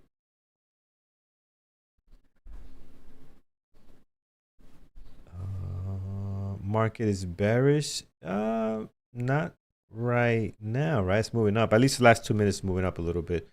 But again, that could change quickly. Still very early. This is like 2 minutes into the market open, friends. MRVL 1 minute engulfing continues to look interesting to me. I see it below the VWAP. Gotta be quick with that one. So I might not get a chance to take that trade, but if you didn't hesitate, you were watching it, it could have been a good trade here. Maybe taking some partials now on MRVL. SKHY. Wow, look at the rejection on SKHY. SK Hynix. Wow, Apple's at all-time highs. I just realized, and It's awesome. I tried to take a short to. I was hoping it would pop below the VWAP, and it didn't. And I actually added to it aggressively, and then it stopped me out, and now it popped higher. So I'm Yeah. glad I got out of that. So, but I just figured the market was feeling a little weak, but this Apple, man, it's something else. Finds a way, man. I actually think it might go long now. Look at it go above the VWAP. Let's Yeah, see if well, it it does. holds. It does now See if look it long for holds. sure. Yeah, you got the previous day close there as well, which it bounced from. Let's see how this 5 minute opens. We still got 1.5 minutes to go for the 5 minutes to close. Maybe it's a 5 minute RB opportunity on Apple, long or short. Can go either way here.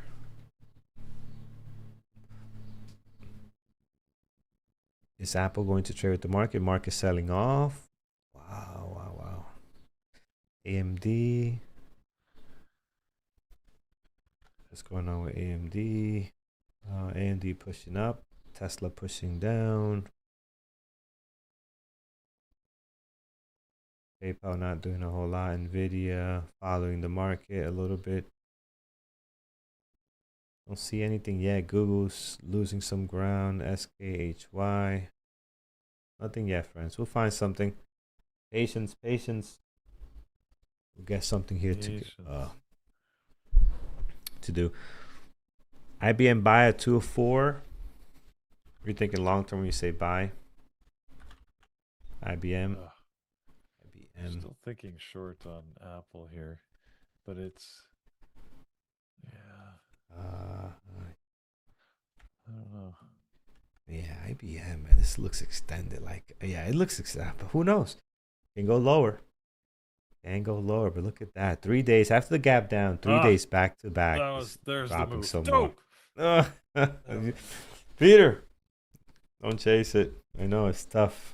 No, Hurts. that's why I'm not in it. I'm just watching.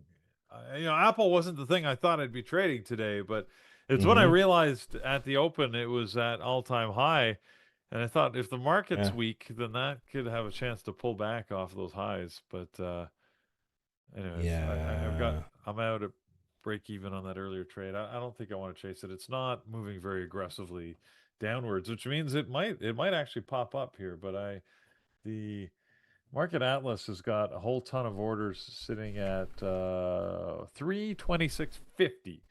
So that's where I thought it would get to, but it didn't quite get there. 326.80 is as close as it got.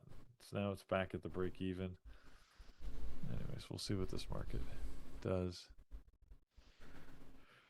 NVIDIA dropping a little bit. What's Dr. Aziz looking at right now? Dr. Aziz. I don't think he's traded anything. He has not taken a trade yet. No, I don't think he's dabbled in anything so far. I don't see no triangles. NVIDIA did end up moving down.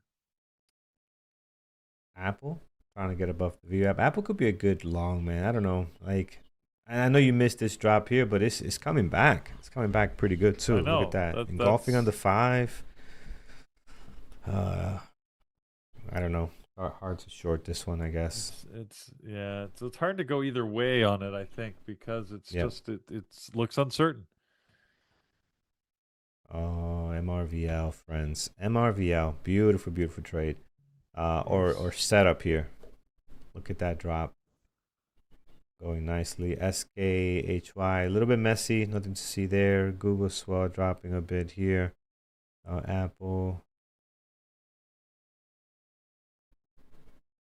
I just don't know what Apple wants to do. So we have to wait. Man, NVDA. Nice. Are engulfing patterns reliable? Oh yeah. Oh yes, yes, yes. I love engulfing patterns. You know, they're I think they're a very strong reverse signal, and they line up with a breakout. With a breakout strategy, momentum play, like the way we do the 5-minute RB. I think it's very powerful. You know, so. What is wrong with me? But like anything, nothing is certain. Nothing is 100%, right? But look at this MRVL. Look at this engulfing here in the 1 minute.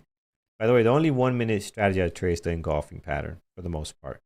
And this happens right at the VWAP. Unfortunately, I was looking at something else, not paying too close attention to MRVL. I missed it. SKY, by the way, is just messy. Doesn't know what he wants to do. Yeah. We'll leave that alone.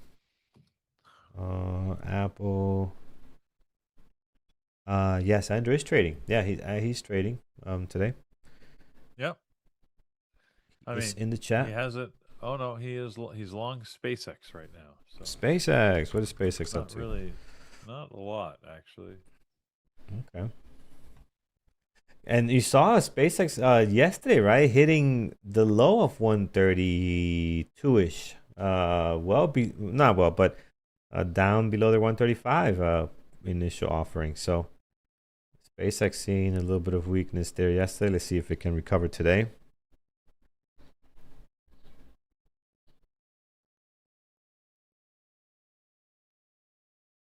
I need to go find myself some specialized headphones, I think, one of these days. Why? What's up?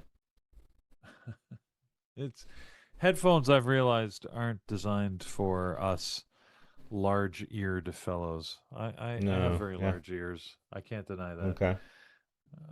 It's been that way my whole life. And apparently it's just going to get worse because as you get older, your ears keep growing. Yeah. Do you know what the only two parts Did of not your know body that. that grow throughout your life for men? Your ears and your nose. Apparently your ears Really? and your nose keep growing. That's why You a lot of definitely old guys, you notice they pick got the like big wrong ears and two these things big to grow bulbous as you noses. get older. That doesn't make sense. I would have picked Yeah. differently, but it is what it is. Wasn't my Anyways. choice. Anyways, All right. I find that Nose all and these ears headphones- right in your face. That's Yeah. interesting. I did not know that. Nails. Oh, nails. Oh, look at that. Hey, Nails, nails. random body facts for you. See, everybody knows this, Yeah. nose and ears. But yeah, I find that these headphones crush my ears all the time. So it's always after I've done the show, like it's painful. I gotta take the headphones off and just relax for a bit. All right, so yeah, Apple not really doing anything here. It's just chopping around. So I'm not going to chase this. I'm not in a trade. I'm just watching. Right now, I was still was thinking about Apple again, but I don't have anything going. I did take a trade on Apple earlier. I got out at break even. I'm sort of happy that I did. Fun fact: ears are more unique than fingers. I mean, I would think, yeah. So much going on in there, right? Eardrums capturing wave sounds. I mean, that's just damn amazing. Capturing wave sounds are. I mean, that's just crazy mechanism we got going on there. Good luck, iRobot, trying to beat the human body. Who cares if you could balance a piece of metal in 2 legs? We don't care. We got better things we could do. All right, here it is.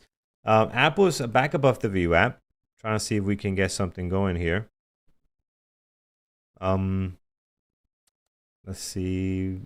I just don't know if it can actually stay above the VWAP. Like we're in chop right now, right? So I'm looking for any kind of Yeah. breakout, but Apple's in chop at the moment. So Yeah, we're definitely in chop. because I really thought it was when it came down here, it dropped pretty good. I thought it was going to sell off at least to the low, and it just popped right back up. So back and forth, back and forth, back and forth. Let's take a Google as well. On the 5, you can clearly tell up, down, up, down. SKY is back Oh, cool. down. My apologies.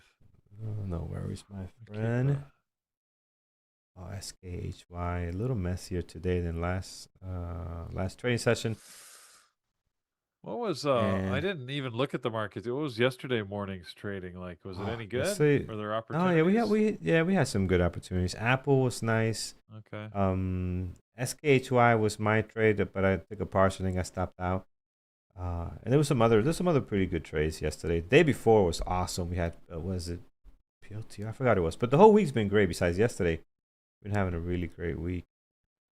SKHY diving in, friends, going lower and lower, but there's no shot to take this trade. This thing just happened. It's just no opportunity to take it here. MRVL, not much. Apple, just when you thought it was going to settle to the upside, look what Apple does. Just slams down here. So careful, careful, careful. Oh boy. Mike is taking Andrew to the dark side. Have you seen this stuff? What? Our Mike is taking Andrew to the dark side. He's teaching him how to What? trade his Oh, EES futures, and he's loving it. I think I joined the meeting they had yesterday prior to the bigger meeting. I joined the meeting, and I'm going in there, and he's taking a trade. He was like, showing him how to trade a trade. He made like $200 like in 2 seconds. I'm like, oh boy, he's gonna go to the dark side. Futures, man, futures are a thing. Futures are a thing, and Yeah, Mike has absolutely. a bunch Absolutely. of courses and at bearwithtraders.com with futures. It's got a couple there, but like I always tell people, I always remind people, don't bounce from thing to thing. The reason why Andrew could be successful, why Mike could be successful there, is because they figure out their discipline with something else, right? And it's very easy to carry it over. So you can't take how fast Mike learned futures and how successful he is, and think that's going to happen to you because he did a lot of work learning equities and went through a lot of pain Exactly. learning that, and then just took that discipline can be transitioned to other things, right? Same thing with Andrew. He's making money on ES right now. Probably gonna make a boatload, but don't take that he just started trading, yesterday, and is making money today. It's a lot of that's being transitioned there. So, but you can start learning. I'll show you guys what we have here. I don't see nothing to trade right now, so I'm gonna take you guys over here. On BBT, if you look at our futures courses, we got a bunch of stuff. But if you come to futures, Mike's already got lessons 1 NVIDIA through 6 moving lower.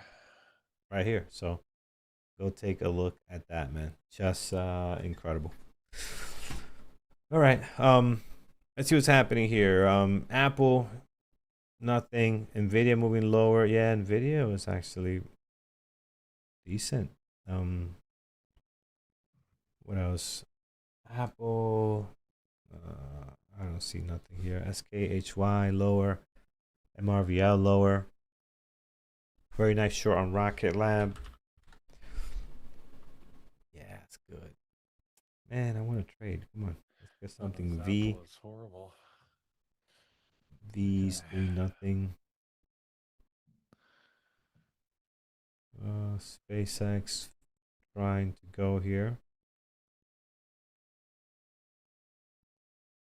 AMD could be a 5-minute RB breakdown.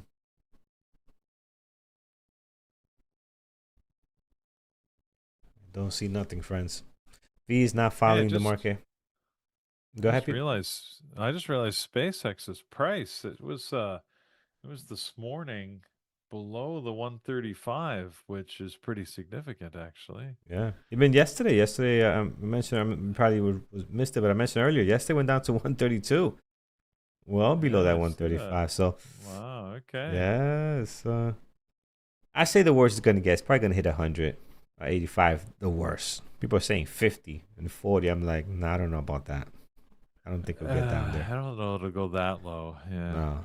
I, Say I wouldn't think so. 185 the most. The most. I don't think it'll go lower than that. So keeping an eye on Apple, Carlos. It's Yeah, I finally am. Okay. Oh, it's broken starting to out do something higher. now. Okay.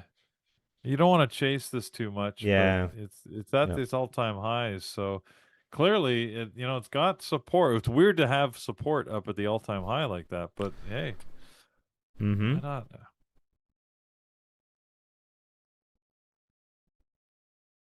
Yeah, this right here is a very, very tough trade. So um Yeah. how do you cast this? Is a very tough here. It looked the same way it looked here, that it looked here, that it looked here. So very difficult to go long here because we did this many, many times. The volume is pretty much the same.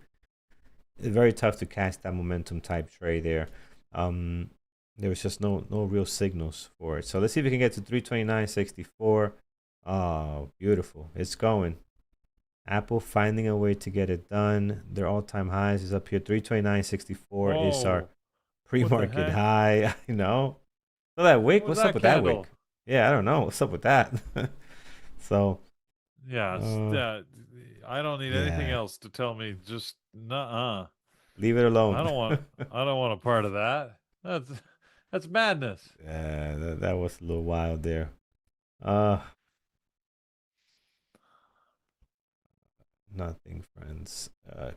SKHY going to break the low of the pre-market. That's the low of the pre-market in SKHY. So, um, here's another engulfing Oh, on the my 5. God, what is wrong with me today? Look, another Keep me engulfing on honest. the 5-minute. Right, so it's very powerful. And then this pullback. Right, so maybe you get stopped out the first time, the second time with the pressure. Look at this drop, right? So again, this is a very, very strong signal. Fuel cell doesn't usually trade well, but I'll pull it up. Yeah, great day today. The downside. Not bad. AMD, nothing. I think I'm being poisoned, Carlos, by this insect repellent that I put on this morning. Oh. Gotta go take a shower or something. Oh, for I, on your run this morning? no, I was out Walk. playing tennis, and the Mm, tennis courts have all these tiny, like little black flies all the time, and it's really yeah. annoying. So I was like, I gotta bring some insect repellent today. So I found this bottle of insect repellent that I bought in Australia in like 2009. So this thing is like 17 years old, right? So it's well aged. And I'm thinking, I don't know what the chemicals did in the bottle, but it was actually quite effective. Like I was out there, the bugs would fly all around me, but they wouldn't land on me. It's like I had a little force field. Normally they're quite Mm. annoying. Today they were still annoying and flying around, but they would all stay like a good, like 6 inches away from me. So And that's all you need. Although I that still guess could be so. annoying on the face, it could still be annoying. But Yeah. yeah, that's all you So, need. but at least they weren't landing on me, so I could ignore them, and it was fine. But now I don't know what's going on. I'm feeling like lethargic and like exhausted. Mm. Maybe It's just this. skin not melting off though, right? As long as that's not happening. Yeah, that's what I would say. If my As long as skin it's like starts turning peeling off in orange, sheets, yeah, then yeah, we Houston, we have a problem. then I got a problem. Then I got a Uh, real problem.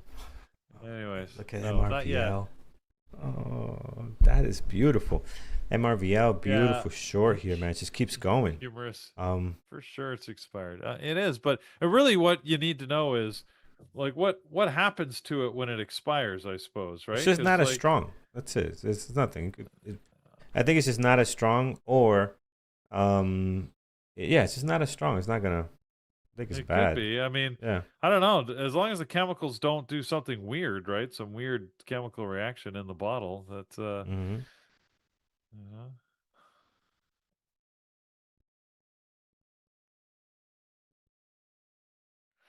Anyways, Apple back down, a little pullback, trying to go higher. Candy, I try using the natural stuff, but the natural stuff, like, I don't know, some stuff just it's doesn't get the it. job done. No, You it know, smells just nice, doesn't. but I Yeah, it agree smells with you. great, comes on great, but you just didn't quite kill that mosquito. You know, you kind of half killed it. You know, Yeah. And the ones that do work are just so ridiculous expensive. Like, why this thing has to be $10 more than the regular one? Excuse me? No, why? You know, because it's extracted from some coconut tree in the Dominican Republic. No, thank you. Give me the chemicals. We'll survive. What the heck is happening? Oh man, I love it. I tell you.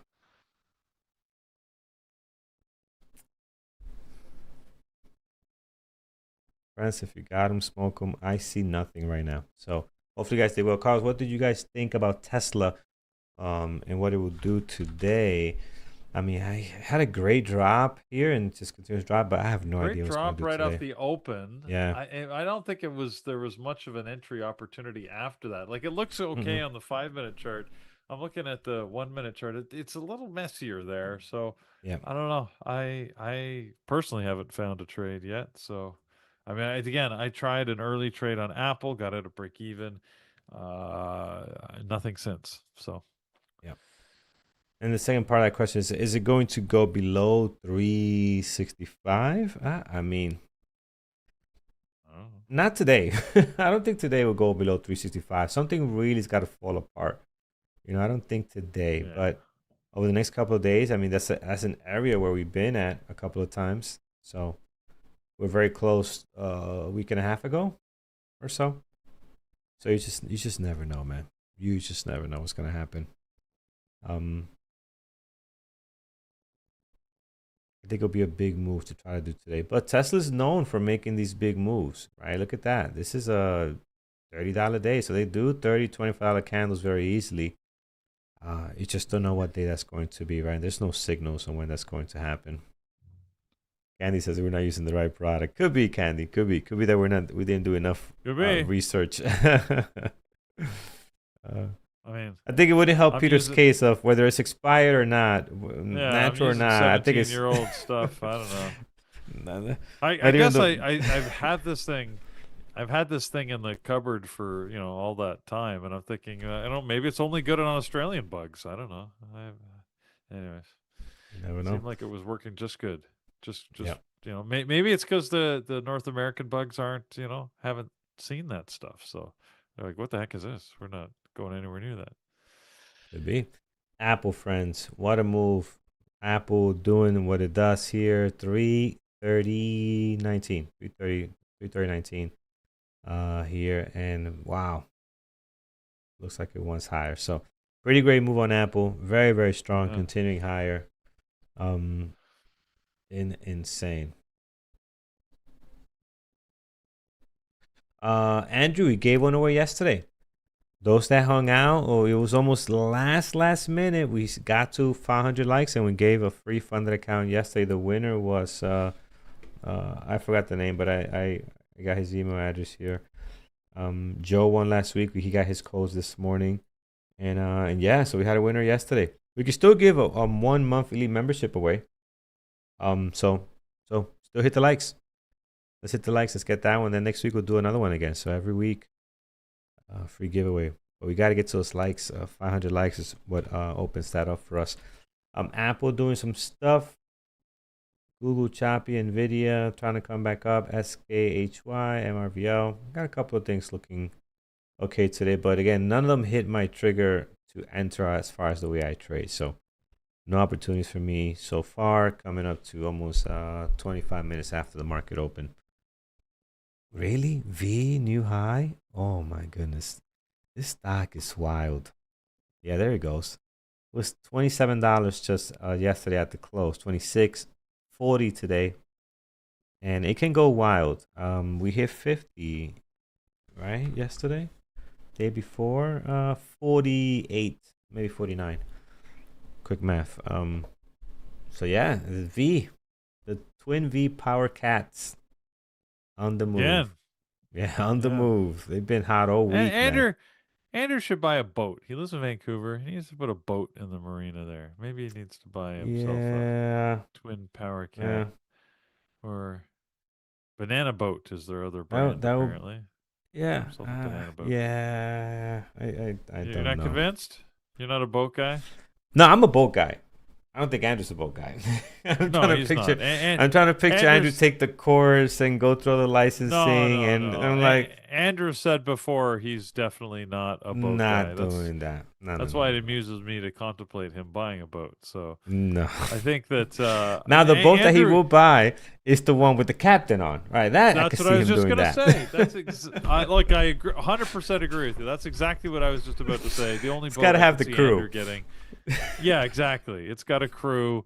You know, he's Yeah, not sailing the boat. He's gonna get on and say, you know, yeah, yeah, take me to Monte Carlo yeah, or yeah, yeah, something. yeah. You It's know, it's like very that's. technical too, guys. Learn the rules. Learn. My brother's boating all the time out in Florida, off the West Palm there. It's a lot of rules, man. You could get in some serious trouble if you don't know the rules, right? So learn your rules, especially if you're fishing. Man, learn the rules. I see these YouTube videos of people getting jail time Huh, for breaking stuff that you think it would be uh, normal. Not normal, you know? So uh, make sure you learn your rules if you're boating, man. It's very serious stuff. Because my brother was telling me he's taking the courses now. It's a lot of people that just get on the boat and just go without realizing how many right. life vests it needs to have, what radio station you need to call if it's emergency. It's like it's a lot of stuff involved. And just like anything, the guy selling you the boat, he don't care. He just wants to get a sale. He's not gonna tell you how difficult this stuff is. He doesn't give a damn. Just here's the boat. Well, yeah, See ya. it's like selling you a car. It's not their Yeah, job to see if you've got a driver's license before they sell you a car. They'll just that's sell you it. a car. Here it Same is. thing with a boat. Yeah, they'll Good sell you a luck. boat. So learn the rules, Guys, a friends. pretty quiet morning trading wise here. I haven't got a lot of trading opportunities. Even Andrew's been relatively quiet. You know, he's taken a couple of trades, but nothing major here. Nothing really that's working out all that well.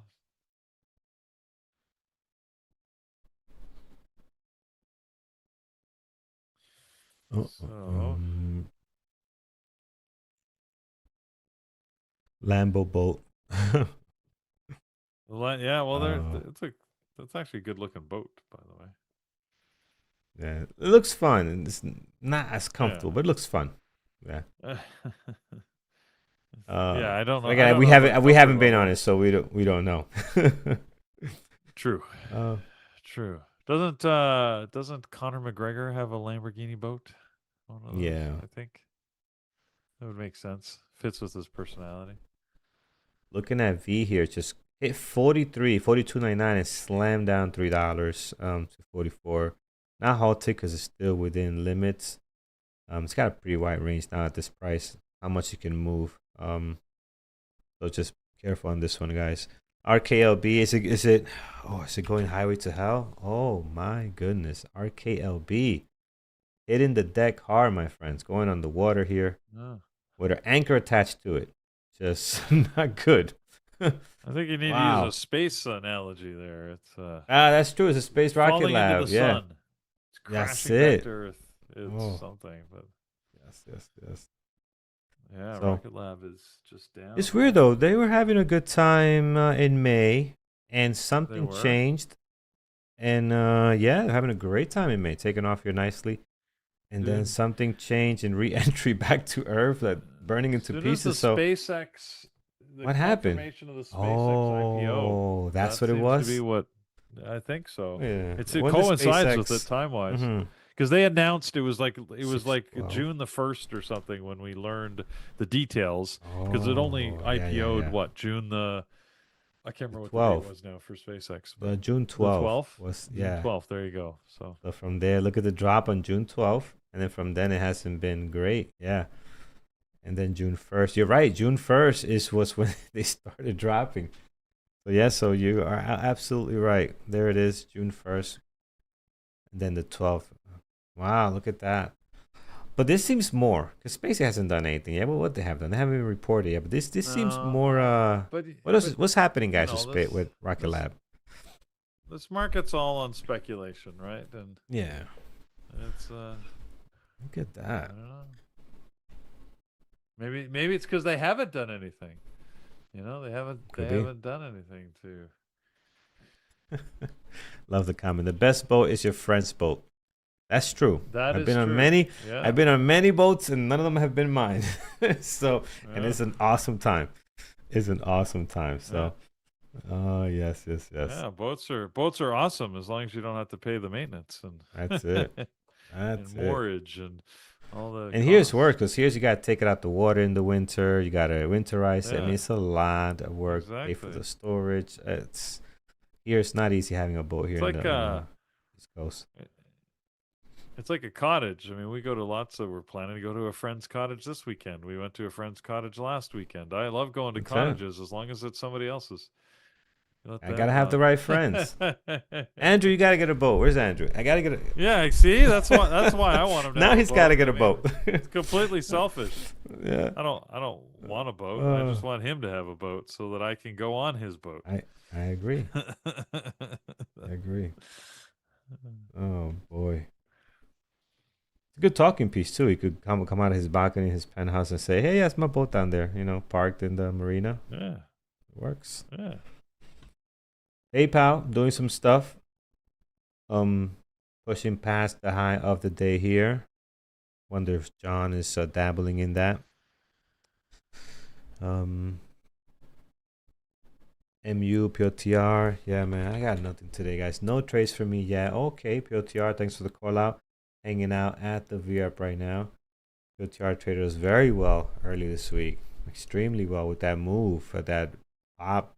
Gap down all day. If you guys remember here, gap down all day and was along the entire day from the morning. So got a great trade 2 days ago there. Tesla. Let's see. Just doing anything Tesla here. just pushed up through the VWAP too, Carlos. I don't know if you'd like that. Tesla. Oh yeah. Spies, I guess, is moving higher. It is. Spies doing some stuff.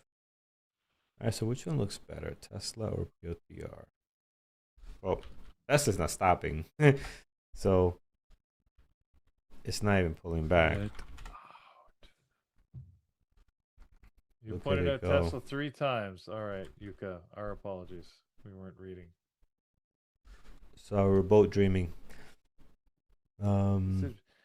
Massey John is asking, is it bad to trade low floats all the time?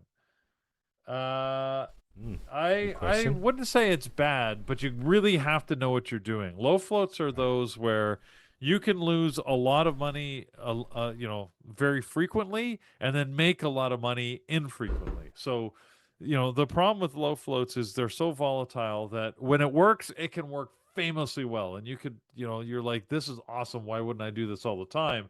Until you have the 20 losers in a row, right? Like it's just one of those where you got to be prepared to manage the risk. Be very careful about your sizing. Be very aware of how far it could move against you because the moves can happen very quickly, both for and against. And, it feels great when it's for you. It feels horrible when it's against you. So it's just, we don't trade them here typically because they don't match our risk profile. We like to manage things that have more controlled risk. It's not that you can't do it. Just understand, what you're getting into. Yeah, 100%. That's an interesting question, Carlos. Peter, I have a question. Does Andrew have a wife or a girlfriend? Depends who's asking, man. Depends what kind of answer I'm gonna give you. Who's asking? And then we'll respond. He's not married. We can say that. Yeah, we can say he's not married. Yeah. As to the rest, that's his personal life. I don't know. Yeah. I mean, I do know, but I'm not. It's not. Send us your resume. Send us your resume. We'll consider. Send a resume. Send the resume. We'll consider if we. I'm not. If it benefits us for you to be with Andrew, which is we gotta see. It's kind of like the boat situation, right? I feel like you're pimping them out now. Somehow this doesn't feel right. Oh boy. All right, friends. PLTR here. Breaking out. Tesla doing the same thing. And I don't see anything I love. Nothing I love. Apple doing some stuff. Google. Yeah, we're having a great time today. SKHY. MRVL and Rocket Lab. I added Rocket Lab to my list here just to keep an eye on it, man. That's setting up for a great reversal. I think when it comes to Rocket Lab, I mean just looks really really nice. But again, just be careful off that 69 69 level. Yep.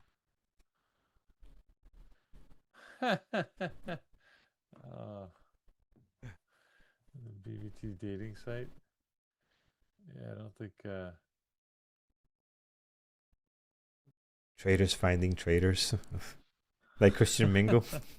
It's not even Friday, guys. We gotta relax. Yeah, It's yeah. not even Friday. We're going What's off the going rail. on You know what? today?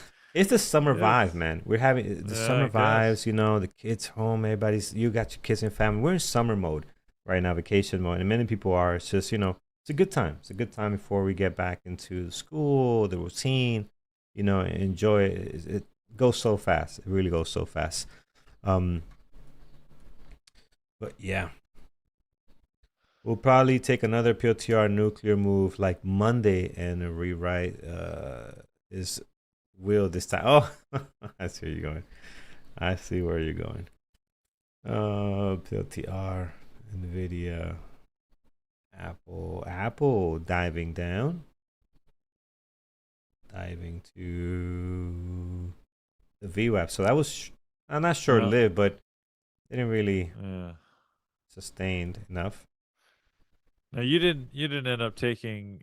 Did you take either of the trades on No, PLTR Tesla. But or Tesla? by the time we looked at it, it was too late. Okay. It actually had made the move, Peter. Look here. Well, started looking at it, it was already here, but here in the 1 minute, it did actually make our Right. VWAP breakout. I know someone mentioned they called it out a few times, but we missed it through all the messages. But yeah, if you were looking at it when this took place here, that was a very nice VWAP breakout there on Tesla. PLTR, not so much. PLTR is a little bit messier. Like you really can't. Like yes, it got above the VWAP, but nowhere near how clean Tesla was. I think that one was much better. And even here, like we would have been here, stop loss would have been. I know myself would have picked the low of this wick down here. We're not even at 1R yet, right? Because this would have been my stop. Would look at the VWAP and then say, hey, this level's already here. I'm gonna just use that technical level. And we haven't really gotten a good payout yet. So let's see if it's actually gonna break to this 390.27. Looks like it wants to. But right now, we still have been at 1R here.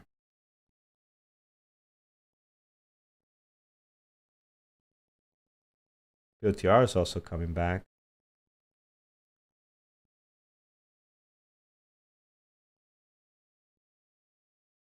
Looks like it's going to work.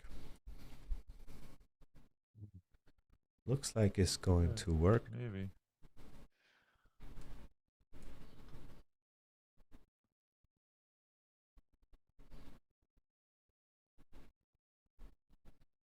Intel.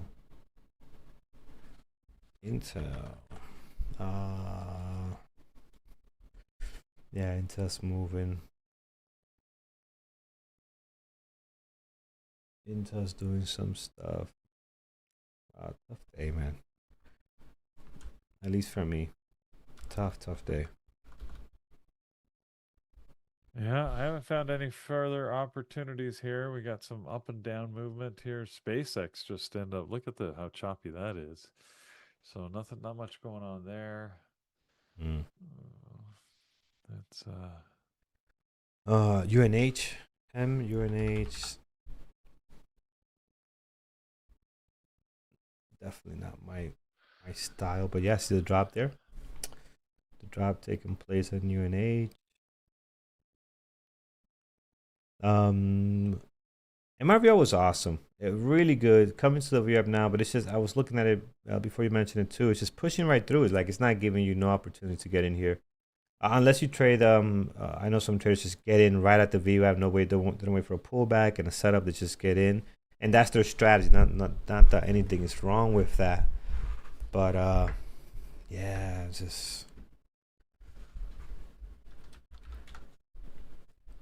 It's kind of hard to come off some really great trading this whole week to kind of like not a halt, but a halt. Like you can't find anything to take up.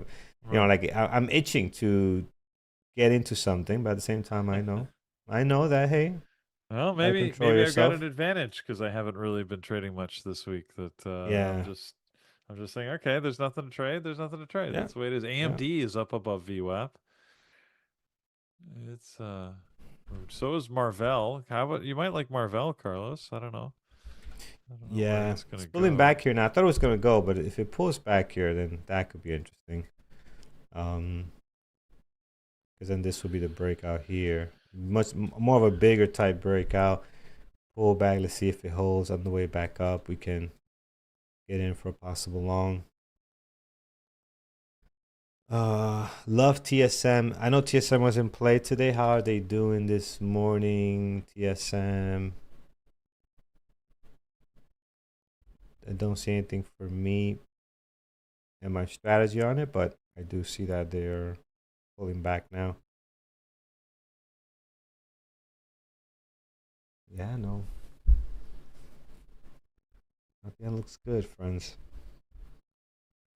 All right, looking forward to how the moderators traded today to see what they did. So once we have that from John, we'll look at that. Curious to see how other people traded, what they traded today. Because it seems like a lot moved, but nothing that I could have taken advantage of. I go through my list here.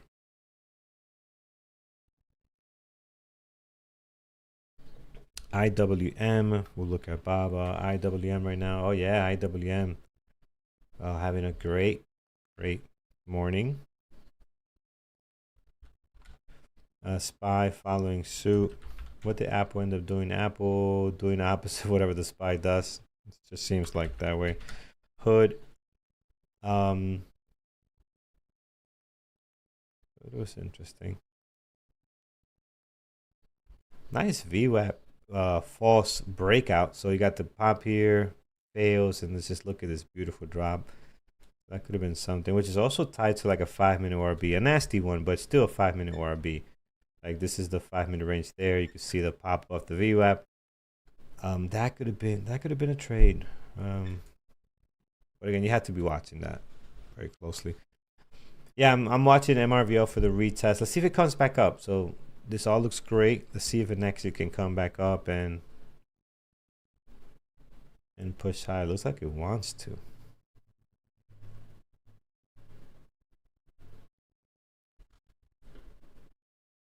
Tesla, Carlos. Tesla ended up working. Yeah, man. Did not see that early enough to take that move. Look at that. That is a monster move, guys. Recover all the losses from the open. Still red, but recover all the losses from the open at 392. And it's just gunning. That's a $4 move from our entry. Ouch. Ouch. Ouch. Yeah. Yeah. That's not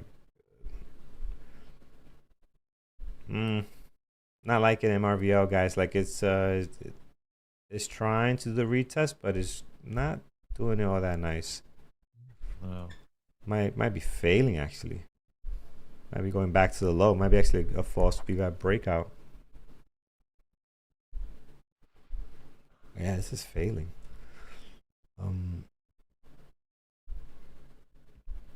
Let's see here.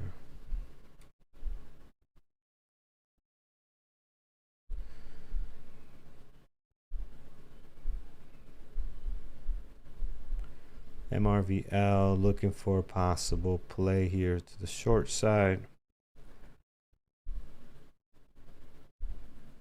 96.04, so 50 cents. It's not bad for maybe $2.50, $3.50. It's not bad. The risk to reward is definitely there off the VWAP on MRVL.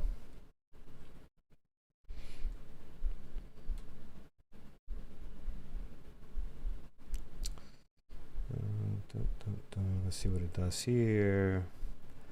Volume seems very light, getting lighter. Yeah, Tesla's gone. Tesla is that would have been the trade for me. Yeah, and it's a shame that it worked so well, and it did take NVIDIA just breaking through VWAP right now, Carlos. Yeah, I'm gonna go short MRVL, guys. So I'm short there. Let's take a look at NVIDIA. See if we could drop this VWAP down towards the low. And then you said NVIDIA, Peter? Oh, yeah. NVIDIA, yeah. All right, so let me put MRVL in this list here. So we'll look at that. Let's see if MRVL. So I'm sure MRVL, Marvell, looking for that low of the day, 192.40-ish will be awesome. NVIDIA is doing some stuff here. So let's look at that. We'll keep an eye on MRVL.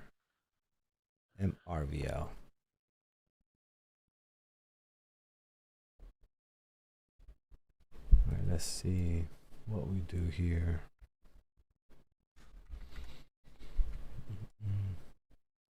NVIDIA is pushing up.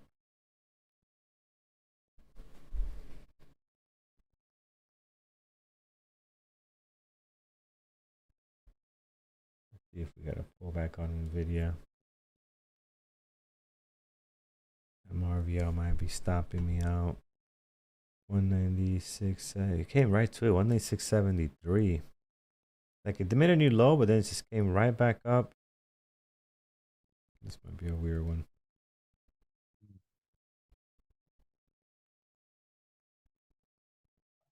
All right, NVIDIA's pulling back.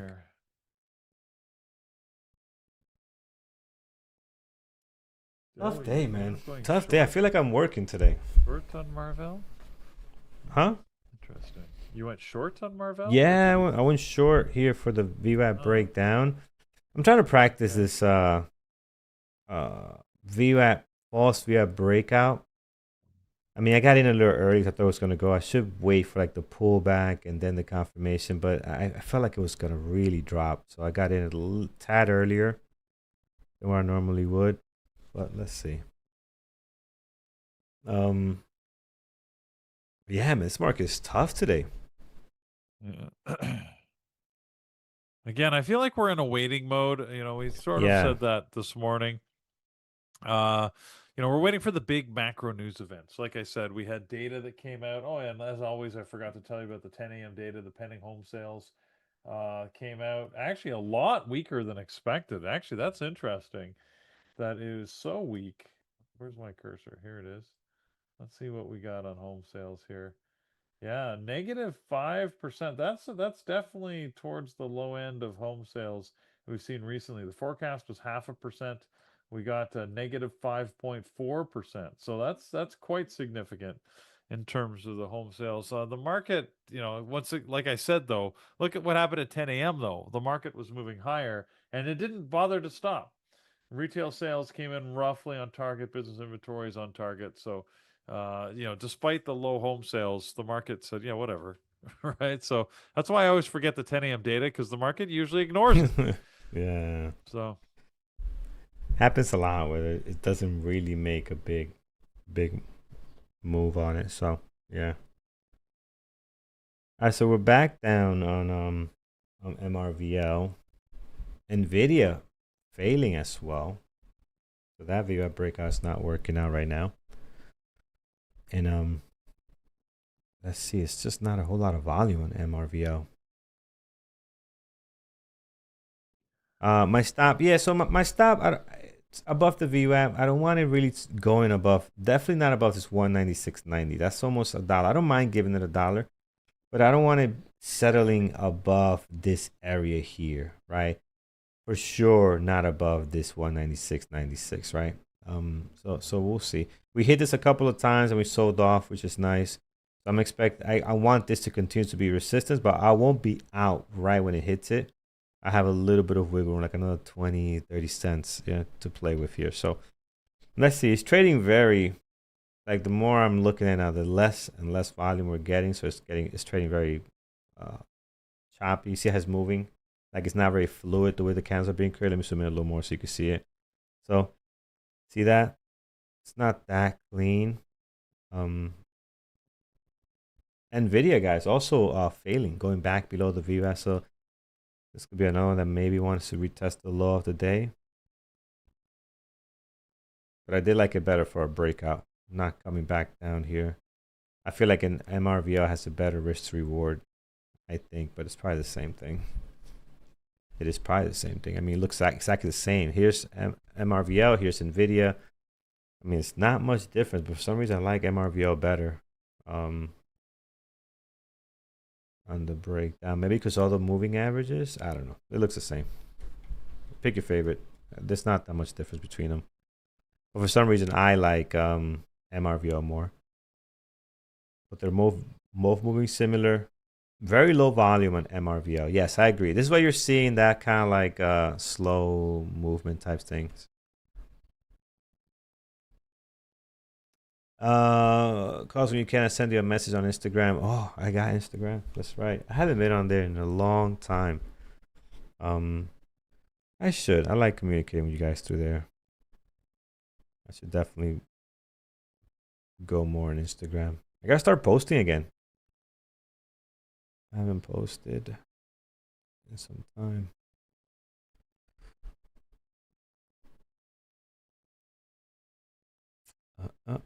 Boom. All right, guys, we're looking good. I'm gonna try to hold. This would probably be my one and only trade. Look at that. Just given the way the market's been, you know. Yeah. Okay. All right, guys. Look at this. I'm gonna try to be as patient as possible. We'll do the Peter on this one. Peter says, "Don't get out now. Just take a partial if it goes back above 194." So that's what we're going to do. If it comes back above 194, we'll take a partial. We're gonna try to hold to 192.50. No, 192.90. But if it comes back above 194, we'll take a partial. So let's do that and then see if we can get the flush here. So we're ready. Take a partial if we need to. No. All right, we'll take a partial here. Oh, wait. Didn't have the montage selected. Came back above 194. There it is. Okay, we'll take a partial here. I'm comfortable with that, just in case we're not going to drop anymore.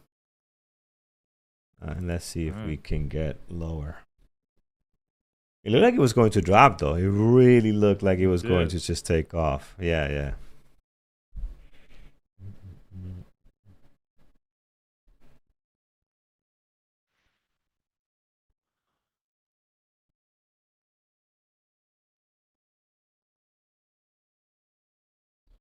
Yes.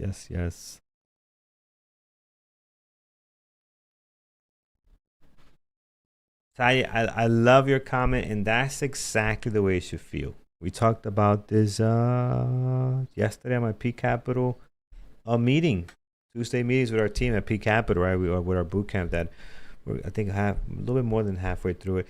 So we talked about sizing. Yeah. So the comment is, from your page, it looks like you only took 10 shares. That's exactly how you should feel when you're trading, right? If you're in a trade, you're feeling that the world's going to fall apart if this trade doesn't work, you're doing it wrong. You should feel like you just took 10 shares, right? So,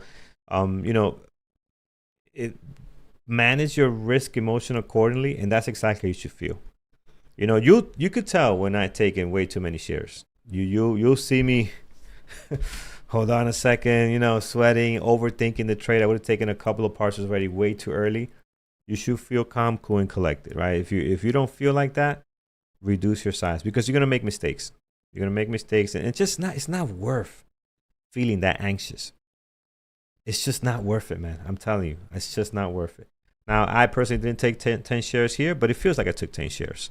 I'm not stressed about if it fails. We have a great week on top of that too, so that helps. Don't get over cocky. Don't get overconfident either. The more you think about it, it's such a balancing that you have to do with this thing. You can't get overconfident and think you got it. Everything you touch becomes Midas. And you can be so scared and so stressed that it's taking years of your life. You got to find that zen in the zone moment. Don't size too big, don't size too small. Just in the sweet spot. And that's not... Oh, okay, hold on. All right. This is looking nice, friends. Oh, man. What a week. I'm partial here, 193. I know I was going to say I was going to wait to 192.50, but this is just very good. We're going to take it here. Wow. You know what, too? My expectations for this trade were very low. I didn't think they were very low. And look at this. Oh man! All right, so another partial here, 193. The best ones, right? They are, Peter. Low expectation. Like, I got in here. I almost felt like, Carlos, I think you're trading just to trade at this point. But this actually worked out. Look at that. So false VWAP breakout. I have to obviously document this because it is a different new strategy that I'm trying. We spoke about this 2 weeks ago.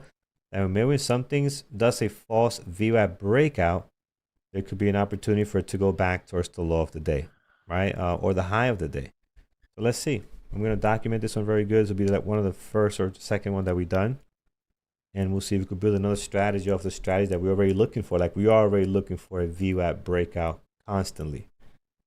So if we can see where it fails, take opportunity the other way, that's awesome, you know?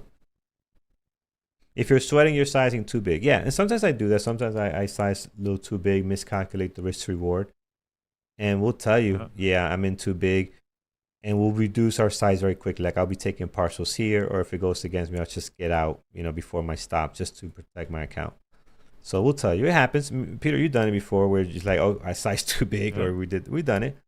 And you feel the pressure right away when you look over at that unrealized P&L, and we just moved a couple of ticks up, and you're already down like, you know, I don't know, 250, and you know it can go higher. Yeah, you start sweating a little bit. I could turn to 750 very quickly on a stock like NVDA or a Tesla, where they move so fast. So you gotta be careful. Gotta be careful. All right, let's see, friends. Can we break down through the low of the day? Low of the day is here, 192.17. MRVL, 192.17. Let's see if we can get it. 2 partials in already. I did mention before getting into the trade, this had a great risk to reward just by the way it was at the VWAP here and how far the potential, right, all the way towards the low of the day. I was calculating more this area here because that is where all the support is at, which we kind of hit a little bit higher at 193. Let's see if we can get lower. Volume is surely dead, though. You could tell the volume is just lower and lower every time. See how high it is here? See how much lower? Much lower, and it just keeps getting lower and lower as we get later into the day.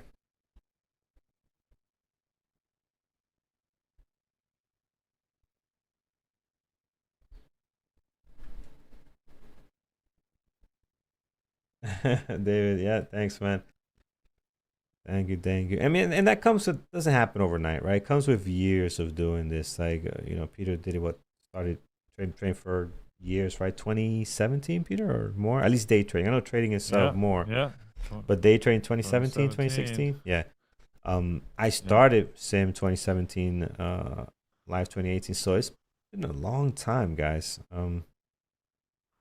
It was not an Instapot cooker, whatever they call it. Not that. It's not an Instapot. No, I guess not. No. That's funny. All right, let's see here. If we're done, because we kind of did hit the bottom here. I didn't think it was going to reverse that quickly. I thought it was going to hang out here a little bit more before we actually went up, right? So I thought we were going to hang out here a little bit more. But if this is it, we'll take a partial maybe above these moving averages. Because I still have enough that we shouldn't let it come back to break even. So let's see. Hoping we get another retry of 193, 192.17. Let's hope that is the case for us there. But we'll be ready to take a partial. All right, not bad. I thought this day was going to be 0 trades, but not bad. MRVL for the save here.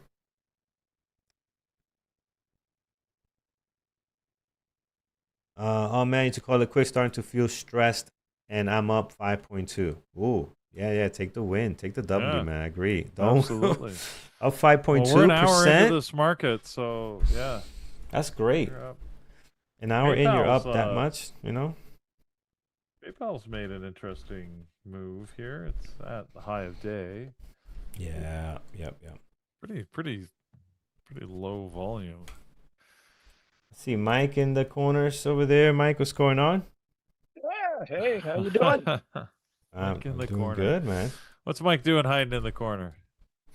Hiding in the corner. I'm like way over here. I don't know. Nice. Good to see you, very man. How was your day today? interesting market open, right? Kind of a downtrend all day, and then we got this bounce off of something that kind of reversed the market. It's pushed Yep. us higher, which is nice. So unfortunately, I haven't seen anything that I really like. I took a short on the MES. I had a very wide stop on this, so I only took 2 contracts.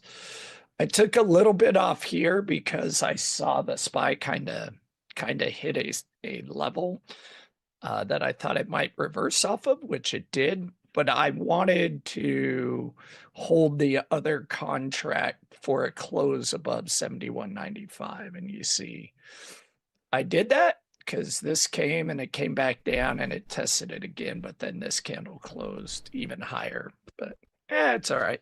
Still within the risk tolerance. It was a red trade, but nothing terrible that I can't recover from off the day. So Nice. yeah, so it's there. If you were in the chat room yesterday, I told everybody in the close show yesterday that I bet Andrew's going to trade futures today. And he did. And how sure did enough, he do? he did. I think it takes a little bit to kind of figure out, hey, what do you want to trade? How do you kind of figure out the risks? And he did all right. He got I think he stopped out on his first one. Then he got a short that he made some money on, and then he flipped to the long and took this up to the top side. So I think he did decent. And then he got a Tesla trade, I think, as well. I saw him trading Tesla. I'm not sure if where he was on it, but yeah. Very good. So Awesome. That's good. yeah, so for me, I want to see what we do here at the 76.15 level right now.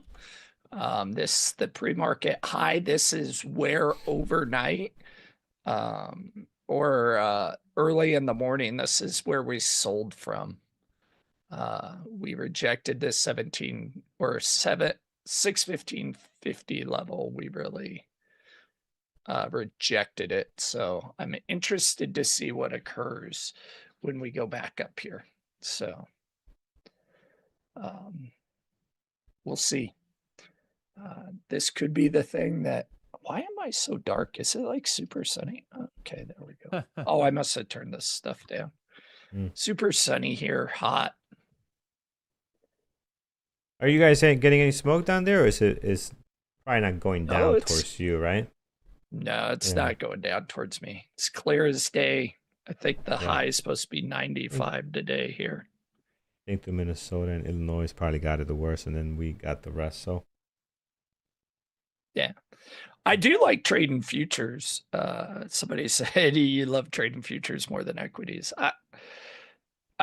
I wouldn't say I love it more than trading equities. I just find it much easier to trade it than equities. But as Carlo mentioned early in the show, it's because of all the work I did on equities that make it. Right now, equities are in this difficult spot that there's not a lot of upward movement. There's not a lot of downward movement. So it's a lot of range movement in the equities. And I found over the course of my trading with how I trade breakouts, I trade momentum. When a stock is in this ranging aspect, it doesn't do very good for my setups. I mean, you could see what's a good one today? Apple's a good example. Let's pull Apple up here, right? Let's go to the 1 minute, right?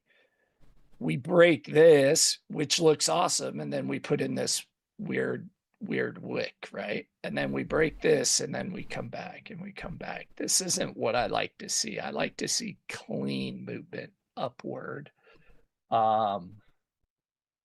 Did Tesla do? Yeah, see, Tesla didn't, it sold, and then as it breaks, it really struggles. I just don't like that. So I'm not finding a lot of opportunities on the equity side. And that just has to do with, I think, the macro environment, right? We are near all-time highs. We have a lot of uncertainty out there. The market doesn't know whether it wants to go higher, whether it wants to go lower. You got the war in Iran.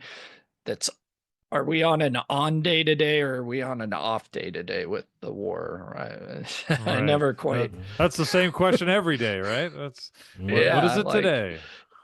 is it an on day? Is it an off day? I gotta make sure I have that. And then does inflation matter to this week, or does it not matter? You know, so the equities I have found lately for my particular strategy have been a little bit more difficult. If you're a range trader, I can imagine you're finding a lot of good opportunities in equities because they trade pretty decently on that side.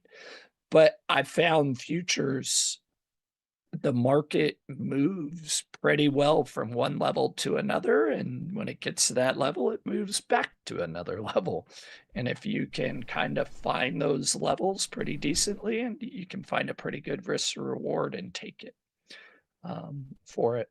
I definitely thought that with my trade today on the MES, I really thought we had some downward movement to get down, but I think the SPY found 751, 750-ish, I think. Yeah, about 750 on the SPY. I think it found its bottom and then just bounced off of it. So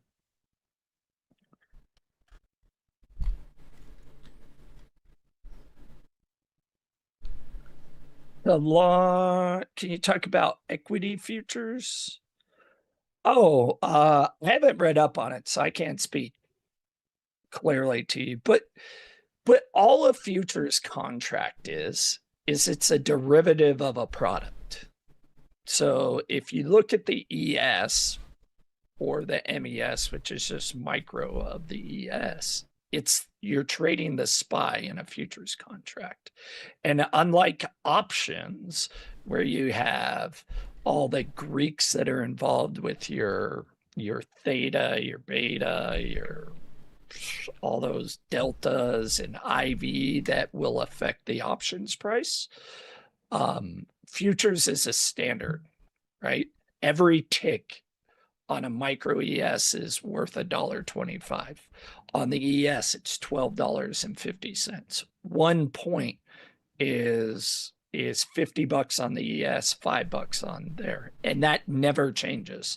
It goes all the way through the contract. So I find it much easier to handle risk once you figure out the appropriate way to calculate your shares. So I anticipate they're probably going to do the same thing for equities, right?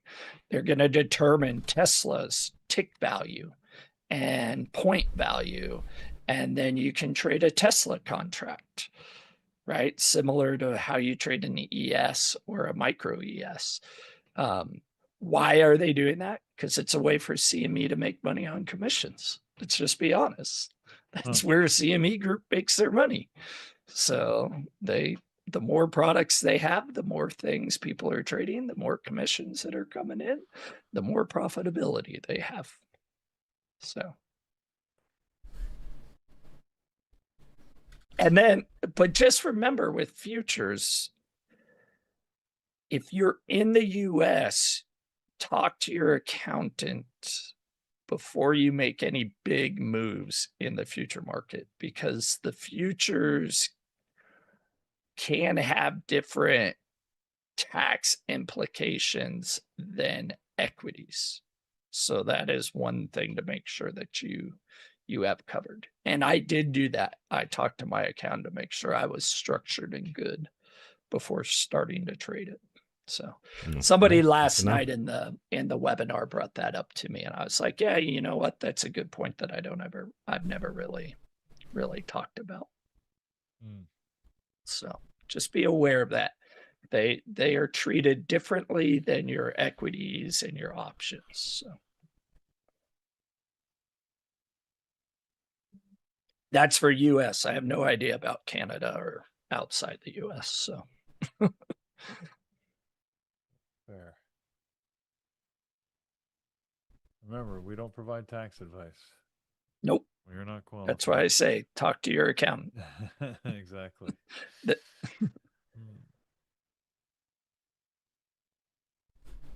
Wow. I want to short PayPal, but it's got the Atlas shows strong orders to the top. Do it, Peter. I'm gonna hesitate. I'm gonna wait because I don't like that divergence here. What Apple? What does Apple look like? Apple also has orders to the top. Huh. Wow, very, very quiet day so far for me, anyways. yeah. I only had this one trade so far. This is all I was looking to take Apple. I'm glad I didn't get into Apple before that pop because I don't know about that wick that went on it. So definitely some craziness. Oh, one thing I forgot to bring up, I'll bring it up quickly. You have my screen up, right? Yeah, you have my screen up. Yeah. Got your screen up. So the higher market structure today was in an uptrend. We were actually in a neutral range in the pre-market, just a wide range. And then the day classification was a hybrid. Had a decent setup quality for an ORB. If you wanted to take it, I would say that you don't really have an ORB setup anymore now because we engulfed. It was a great engulfing pattern on the ES if you wanted to trade that, but you just have to watch out. And then right now we are just, like I said, I'm going to see what we do at this 716.15 level. If I can get us get something to set up here, I may take this to the downside because we may come back down. So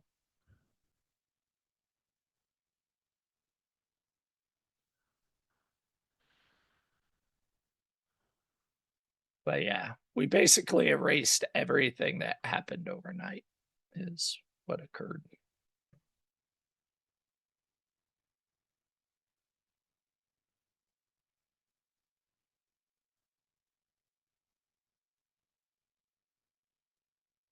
Wow. MRVO is just playing hard to get, guys. I'm just staring at this thing. Yeah. Just lose the law of the day here. And it's just like the volume is so low. Yeah, like we're right on it. We're back towards it, but the volume is so low. It's taking forever to make a candle. So, oh boy. So, and Peter, good you didn't take that trade. I guess he was right in your hesitation. PayPal's back up. Yeah. So, yeah, not bad. So top tick trading, MES is not the Qs or the TQs. That Mike November Quebec, the NQ is relative to the Qs. The ES is the MES or the ES is the SPY, and then the NQ or MNQ is the Qs.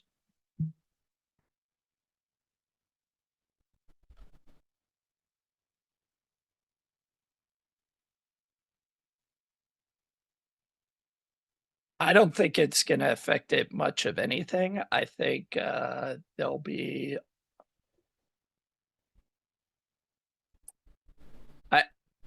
I don't. It just allows people to trade. I don't think it's going to affect too much of the stock market or the equities because you're big time investors, right? The people that move equities in the marketplace, they're not going to trade the futures contracts of those. The futures contracts are going to be traded by other people that are out there.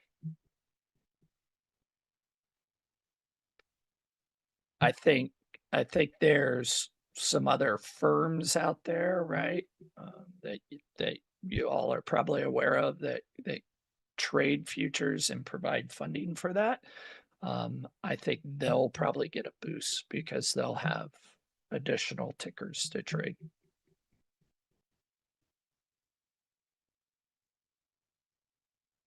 There you go. There's the pop higher and PayPal. So look at that. Atlas never Yeah. buys. You saw against something it. there. That's good that you stuck to your guns, Trade man. against it. It's good.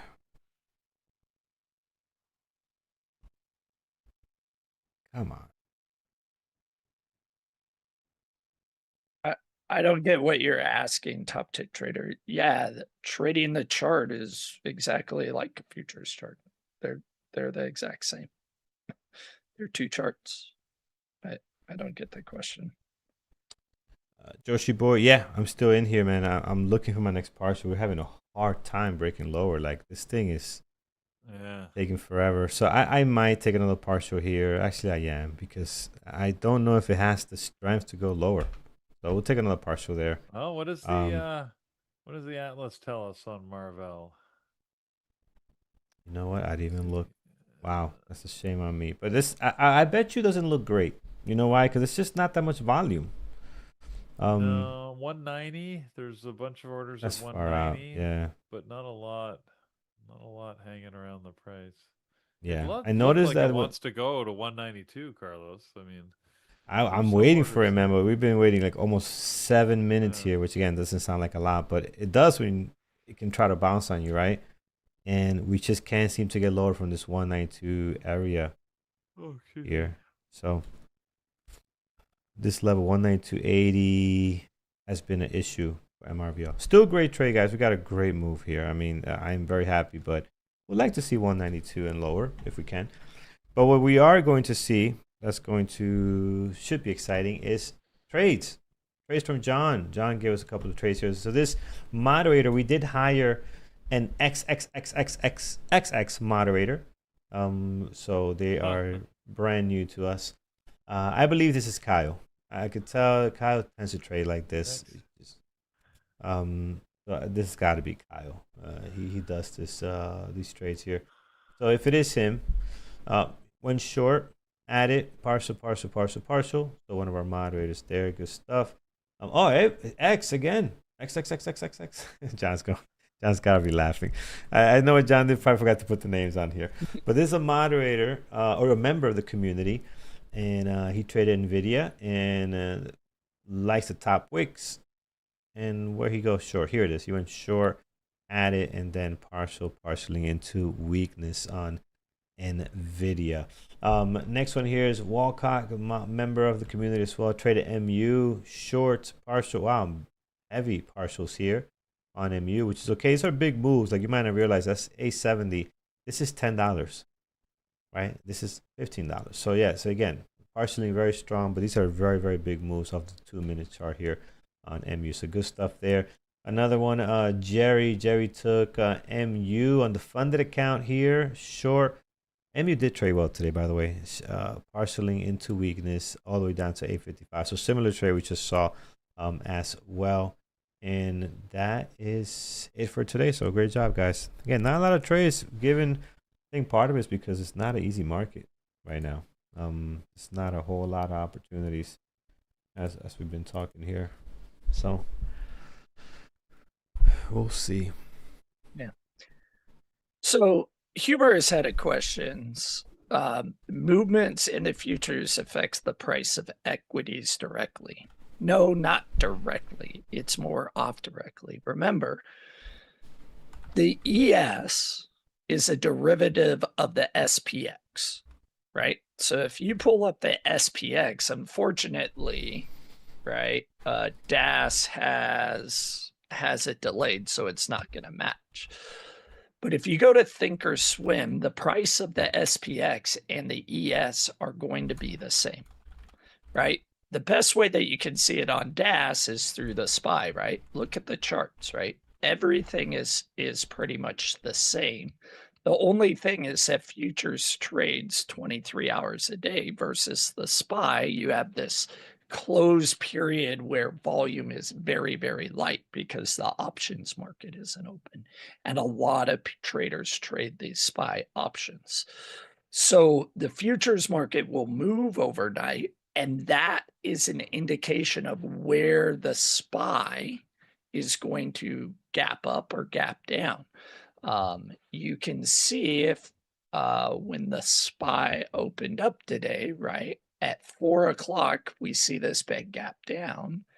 If we go to 4 o'clock on our futures, right, this closed at what? This closed 7:55. So let's get roughly 7 o'clock. You can see what the futures market did, right? It drove the price down till we open. So when we open at 4 for the SPY, we get this drop down. But as soon as we open, right, now our prices match as we go for the rest of the day. So you have to remember a futures contract is a derivative of some other product. The underlying product is what's driving the price of the futures contract, not the other way around. So that's why when I'm in a futures trade, I'm actually partialing, right, off the SPY, not the levels or the indicators that are on the MES. I'm actually trading it off the SPY itself. So That's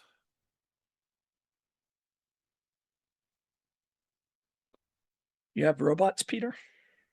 I have no. I don't.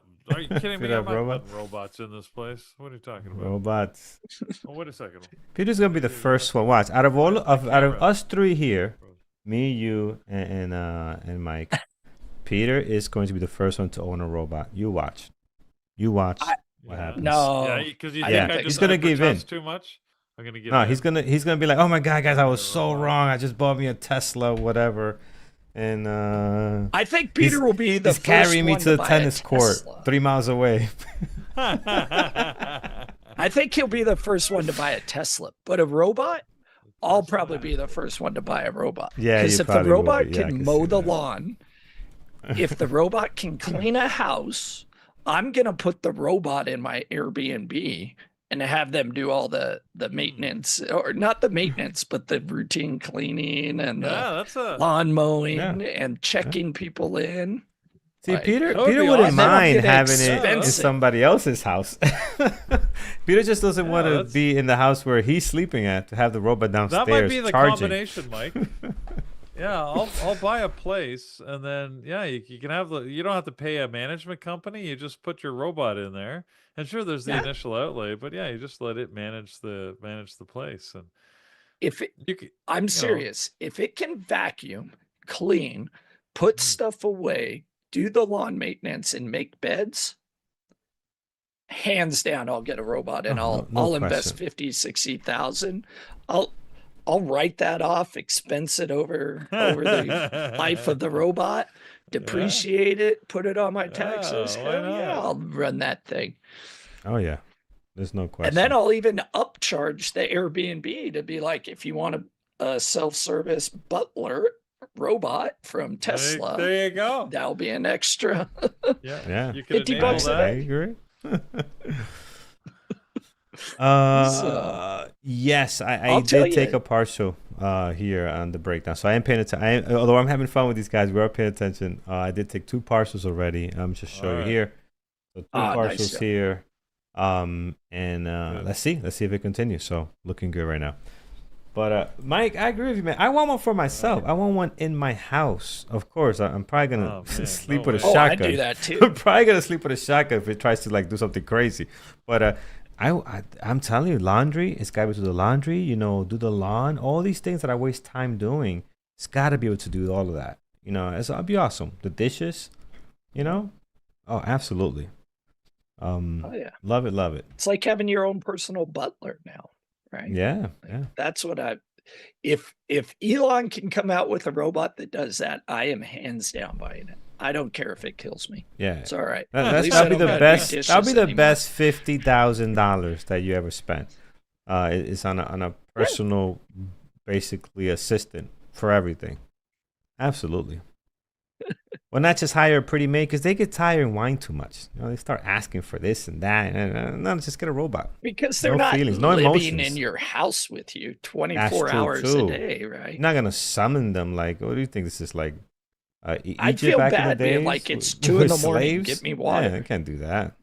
Yeah, exactly, right? Yeah. Waking up But your a maid 2 in the robot- morning, bring me water. Nah, I would never do that. I'd be too nice of With a a boss. robot, I'd be like, Yeah, bring my water to me, damn it. yeah. Now Be nice to the robot, or it'll kill you in your sleep. that's true too. Yeah. See, that's the part. It could. But at least I'll be asleep and I won't remember. No, the robot will make so much noise walking in the door. He'll wake you up. Clunk, clunk, clunk, clunk. I'm gonna kill you, Mike. You know, like it won't be clean. Oh my goodness, the stuff we talk about on this show. How do we get away with this? Oh, my I This is know. awesome. I love it. God. All right, YouTube, don't ban us. Please. All right, friends. This is awesome. Peter, don't let the robots scratch the 911.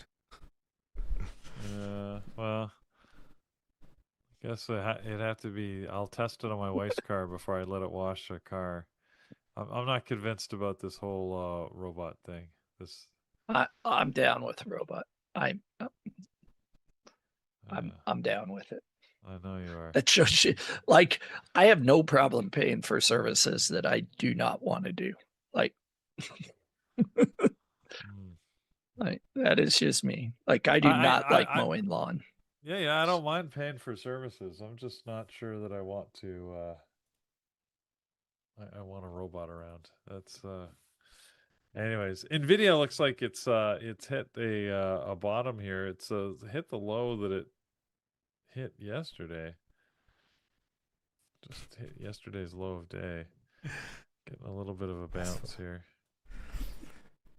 A robot with a virus, that's hilarious. Can you imagine like this, like they get sick when they meet other robots, they catch the other robots' viruses, and next thing you know they're twitching. Oh, Peter, PayPal actually gave in. I know it missed your entry signals, but look at that. Trying to dive again back to 56.90.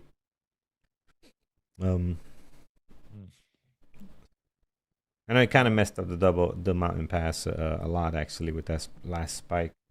Yeah, I'm getting conflicting signals here on where the orders are sitting. Like I'm looking at NVIDIA, for example, is it going to bounce here from the low of day? And the Atlas are showing orders down at 206, but we're getting a little bit of a bounce right now. So Americans and their lawns are weird. You know, it makes the house look nice, but if you don't take care of it, it looks horrible. Like I got my neighbor next door. Like, dude, take care of your stuff. It looks brutal. This thing grows, and you got mosquitoes and all kinds of stuff living there. Like, dude, take care of your lawn. Like I'm surprised he hasn't got a summons, because they do give you a summons for going above a certain height. Like you have to maintain it. The township got these what they call it, zoning laws. I forgot what it is. But I'm surprised that he hasn't like gotten summoned or something. But you gotta take care of your lawn, man. I'm not the guy out there spraying like, you know, things that could look all green. I don't care too much about that, but I do gotta mow it, you know. Just keep it trim. Yeah. Keep it edge. Keep it yeah. Keep the gotta weeds keep it nice. out. Yeah. Again, I have more important things to do than sit out in the hot summer day pulling weeds and sweating. Like I'll pay somebody to do that. Your grass says a lot about you. Yeah. I don't know, man. It depends. It depends. Because, you know, once in a while, my grass goes a little crazy. But not to the point where my neighbor says. That's just neglect. All right. I think MRVO might be done. I got 2 partials in towards the low. It's coming right back up. And I'm feeling a little impatient, to be honest, to wait for it to come back down. So I think I'm gonna take everything off here. So here's the trade. And yeah, I think I'm done. Not bad. That was a 3R trade. That's not bad. I'm happy with that. Very happy for the way this day was turning out. So yeah, that's it. MRVO. The first one, I think, or second one that was successful as far as the VWAP false breakout that did not work, went short, and we took advantage towards the low of the day. Got a little extra here, which was nice. Yeah, can't complain. That will be the day, friends. What was my stop loss? So stop loss was above the VWAP, and if you look closely, the technical level I picked was pretty much this level here, 196.96. But we didn't want to go in above this area. Okay, we came right to it. We didn't really want to go in above that because then that can push it higher. But 196.96 was the actual, like, you can't go above that. Above that's a problem. So this week here, we got a good entry, good risk to reward. And we said it too before entering the trade that this is a great risk to reward. So I got in a little bit earlier. You could have waited for more confirmation, but it worked out nicely. So awesome. All right. I don't know why my message didn't go through, but Which one? to the one that asks about info at Bear Bull Traders, it's team at Bear Bull Traders. Info at tradingterminal.com and then team at bearbulltraders.com. Oh yeah, and not with the R. So let's delete down so don't confuse people. Can we delete it? I can't delete your message because obviously you're a mod. Yeah, But it said an error. No, I went through. I see it here, but it's spelled wrong. It's in 4. So not. Oh yeah, here, let me delete But it. it went through. Yeah, it went through. Sometimes it does, like it says X resend or something. I got in that error before on YouTube. Yeah. So if you're asking about trading terminal stuff, you send it to info at tradingterminal.com. If you're asking about membership questions or community questions, it's team at bearbulltraders.com. Those are the Sweet. 2 avenues of approach. Hey, Peter, question for you. Yeah. Hopefully I have an answer for you. You said earlier when you were running with your son, this is not trading related, when you were doing that speed test thing, how fast were you running? 25 kilometers? I did 20, he did 21. Like so I did my half marathon. When you said that today, like I actually looked at that. You were right. Like they run that speed for 4 hours straight. That is insane. Or 2, sorry, I guess for a half, what a full marathon. Yeah. But like, could you actually imagine running that fast for that long? I know. Nope. It's crazy. I can't even do that for a mile. I know. Well, Mike, I do saw it for you more did than your, like 5 seconds. So. You did your 10-kilometer, and what did you do it in? About an hour and 2 minutes or something? An hour. Yeah, that's really good. When I did my half, just it was chilled. Yeah, that's a good pace. But like that's like in Canada, that's like a 5-minute kilometer. So they're almost running double that speed. Like actually doing that live for that long is like so impressive. To actually think like my brain can't even comprehend running that fast for that long. But anyways, sorry. When I did my half marathon in Indianapolis, the men finished their marathon. The elite runners finished their marathon before I finished my half marathon. That's how quick they run. Yeah. It's like not a chance. Not a chance. Can't do it. And when I'm running, like I'm huffing. Like I'm not in bad shape. Like I'm just a normal guy. But like you see them pass you going the other way, and they're like full tilt, full sweating. It's just like, who are you? Where were you built? Anyways. Yeah. Good for I them. used to run a lot. I used to run a lot faster when I was in the military. I think it's because I weighed less and I ran a lot. Like I guess I worried about times more because I could do a 3-mile run in about 20 minutes, 21 minutes. Now, good luck. I'm like 28 minutes now. I equate it to when I retired. I started running for enjoyment, not to meet a time limit and kill myself while I ran. So I just go out for the enjoyment of running. Yeah, you're not trying to beat your PTs, right? Isn't that what it is? Yeah, I'm not like I'm not like trying to make a time to get in to look impressive to other people. I just want to go out enjoy and the enjoy run. And enjoy the scenery, enjoy the run, listen to my music, and not feel like I'm gonna die when I finish. Eamon was saying yesterday how much he loves to run too.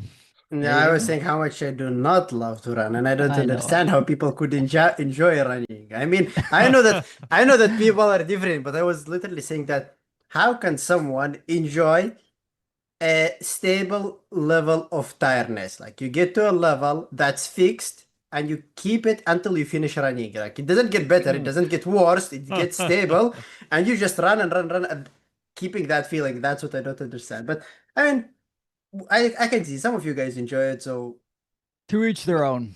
yeah. Yeah, to each their Indeed. own. Post Oh, well. post race beer is my favorite. Oh, Look at 100%. That's what I like. Post Yeah. so Nader butter post race beer is my favorite. Yeah, Don't that's what I doubt like. the Atlas, guys. NVIDIA didn't do a reversal. It's going lower. So there you go. There's a good reason why you want to pay attention to the. Yeah. Oh, look at that. It was good to me. I had a nice short on SMCI today, and Eamon, I sent it to you in Telegram, but Market Mhm. Atlas was so beautiful on it. My sweater's in the other room, and my kid's sleeping. I was gonna put it on, but I saw everyone was wearing a white shirt, so I threw a white shirt on. But great trade on I guess I SMCI. should We'll have get put into white those. on. I see Mike. He I'm the odd one out. doesn't fit the picture. Yep, I'm the odd one out. You Odd look one great out. though, Well, Mike. You always look good. yeah. There you go. All right, guys. Well, thank you so much. All right. Hey, Take her have over a here. good rest of the morning, everybody. Trade smart. Don't do anything crazy in this market. That's right. Yes. Enjoy your day, Peter. Take care, Is everybody. your family still here, Peter? Yep, until Oh, my good. son leaves on Sunday. So all the fun Okay. will be over then. But That's for all now, right. yes. Well, enjoy your day, anyways. Thanks. We'll do. All right. Later, everybody. Eamon, how was your morning? You traded Intel, right? I saw Intel on your watch No, list. I had Intel on my watch list, but I did not trade. I had some workers coming into the house, just finishing some stuff, so I had to jump off. But Intel was already exactly around here, around 9:56. I had two stocks on my watch list. It was AMD and Intel, and the main reason I had both of them on my watch list is the daily chart. You can see how this thing, let me just fix my Epic Pen, there it is sitting at the low of the daily chart, that's AMD. And we've had something similar on INTC, right? We're sitting exactly at the lows, somewhere around here, there it is. So I was looking for a bounce from the low of this consolidation area once it reaches it. So it kept making lower lows and lower highs. Again, I lost my Epic Pen. So yeah, it kept making lower lows and lower highs, lower lows and lower highs, lower lows and lower highs until it stopped doing that. There it is. And it actually stopped doing that around the level, which is the low of the channel. So that was basically the long partial around the pre-market level and then target the high of the day previously closed, which never was hit. That was the plan on it. Fortunately, I did not end up trading it. AMD was trickier. I mean, had I been trading, I probably would have given it an attempt around here. And it would have been stopped at the moment it broke the swing high around break even around here. So these were the two that I had on my list. No trades. I'm not sure if I'll be trading anymore. I feel a little bit tired. I'm gonna get enough sleep today. But we can watch. Today was a tough day. I don't know what it was. Like the open was, I mean, luckily I found actually Andrew called out SMCI in the chat. I didn't have it on my watch list, but it's set up nicely for a 5-minute opening range breakdown and then a breaking retest. I actually added a couple times into it, but like SpaceX was really hard today. I know Andrew got chopped up a bunch in that today, as did a lot of traders. It was kind of a weird morning. It felt like not a not like a good trend day. It was a bit choppy. So I think a Yeah, lot of against people were SpaceX is struggling. battling around this Oh, $135 area, which is the open IPO price. I think it is going to go lower. It's just that it sold off a lot, going from 168 all the way down to 132. That's the bottom of yesterday, right? 132, more or less. I And almost messaged you yesterday, not to cut you off, but when we ended YouTube and you went to SpaceX completely rolled over. You were mentioning that big order at 135, the million yeah. shares, and it came down. Like it hunted that number as soon as we ended YouTube. Like it just like rolled over all afternoon. But Yeah, I saw that. It was just massive, and it was totally expected. 135 is the IPO price, right? And a lot of people get their shares pre-IPO at around 135. And the moment it triggered this, we saw a lot of selling. Some people found a good yeah. opportunity, obviously, at this exhaustion volume at the bottom for a reversal. It did bounce, and I think it is going to bounce because this was a big drop around here. It needs to pull back, but that doesn't mean that we're going to go back to the highs. We are probably going to see new lows on this thing. And I had some material that I wanted to talk about during the pre-market, but we were running a bit low on time, so I did not discuss this IPO part on SpaceX. I'm not sure if we can do it right now, or maybe we do it a little bit later after we review the trades. Whichever But you want, buddy. If you want to, if you have it set up, fire away. no, we can just maybe talk a little bit about. Let's get you to go through your trade first, Sure. and Yeah, then I'm going let's to do talk it. a little bit about this SpaceX one. Alright. So let me just download your screenshot. I gave you. There was two there. I put Market There Atlas it is. on one, and Mhm. then Yep.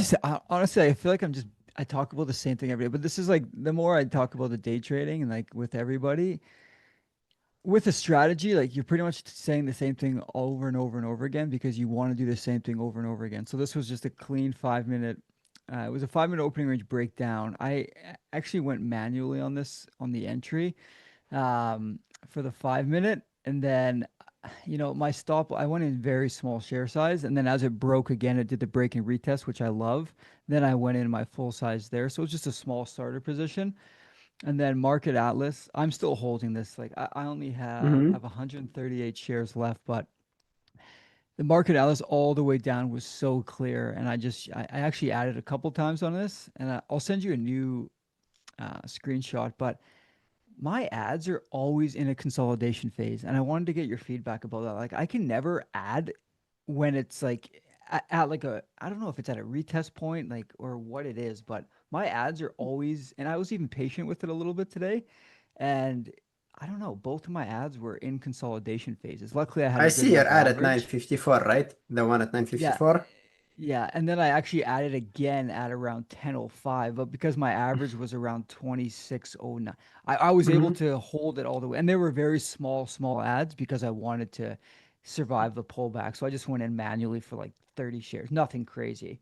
Um, but every Mm-hmm. time I add, it's just like it's always at the wrong point. But It's I had a really good day it. on this. I'm up about 6R on it, but Well, overall, yeah, 6 hours I is just wanted huge. your Good job. feedback on it. Yeah, Yeah, I'll I mean send. it's the same as always. Nothing new. Just doing after 3 candlesticks, we expect a pullback, and you added around here when we expect the pullback. Right, 1, 2, 3, 4. Too focused on the 1 minute chart. After the 3 candles, we Yeah. expect to pull back. The pullback would go as high as the 9 moving average because the 9 moving average is the trending moving average. The 20 moving average is the consolidating moving average. So the 9 is the trending moving average the moment it starts holding it, especially on stocks that are trending, stocks that are strong, stocks that are weak. Wait for it to hold, wait for the first doji or reverse hammer, for example, starting from here. So probably the most technical ads would have started on this candlestick, which obviously did not start the move instantly, on this one or on this one. So before I get an entry, before I look for an ad or anything, I usually start with the 5 minute chart. Once I see that, okay, the 5 minute chart looks ready, now I can zoom in on the 5 minute chart and then time either the entry on the 1 minute chart or the ad or whatever it is. Good. Got it. Thank you. I just And good sent job. you It's an still selling update, but off. we Yep, can still look at going it later. down. But yeah, No, I can see there's it. still a huge order at $25 on Market Atlas. Mm-hmm. 25. There's 12,000 shares sitting there, so I'm gonna hold it. Now I only have 104 shares left. But if you look at my ads, so you saw that first one, and then the second one was again so premature. I think I just have to get in the mindset, like you said, just go to the 5 minute chart and wait for the doji or Wait for the 5 to give you the confirmation, then switch to the 1 and then add based on okay. the 1 minute chart. I think that's going to save you a lot of stop outs after the pullbacks. Okay, got it. Awesome. Amazing. Thank you. You're welcome. Now, let's talk a little bit about actually the SpaceX IPO. like I said, I prepared some material for it, but we were running out of time, so I decided to leave it for later. And you know that yesterday SpaceX went below a level that a lot of us did not expect it to reach, at least not that quickly. We knew that it's going to drop. We knew it's going to go to the IPO level or maybe even below it, but we didn't know that it is going to happen that much. And we saw it selling off all the way down to $132 yesterday. I mean, it did recover by the end of the day. It did still close slightly above 135. So technically, it did not finish under the water, but psychologically, the damage was done. The strong psychological number, the strong IPO number, which is $135, was broken, and that gives a lot of fears for a lot of investors that it could go lower. And if you think about this SpaceX journey, it had an original price of $135 per share. It did open at around $150 per share. It closed the first day around $161. And intraday, just a few days later, it reached around $225, maybe even slightly more, right? And even for some time, it became more valuable than Amazon and Microsoft. And we were making some jokes about that, right? How a stock that has a revenue 10 times or 100 times less than Amazon could just be more valuable than Amazon. Investors were talking about rockets, we were talking about Mars, about Starlink, about artificial intelligence, about orbital data centers. I mean, basically, investors were talking about every futuristic idea except flying cars, right? And that was all included in the valuation. The rockets, the Mars, Starlink, the artificial intelligence, even the orbital data centers, that all is available in the valuation of SpaceX. And after some time, this excitement cooled, right? And yesterday, the stock completed this full round trip back to the IPO price and even below it. Now, the interesting part around here is that there was literally nothing wrong with the actual company. There was no important launch that failed. Starlink did not lose millions of customers suddenly. There was no major earnings warning. What changed was just the market itself around the stock, right? The first issue is basically the supply. SpaceX made less than 5% of its shares available for the public trading. So it's not a lot of shares, it's just a small amount of SpaceX shares available for the public. And when something is limited, it brings scarcity. So there were a lot of buyers. They were fighting over a very small number of shares. And scarcity, it can push a stock to the upside very quickly, but it can also make the price unstable.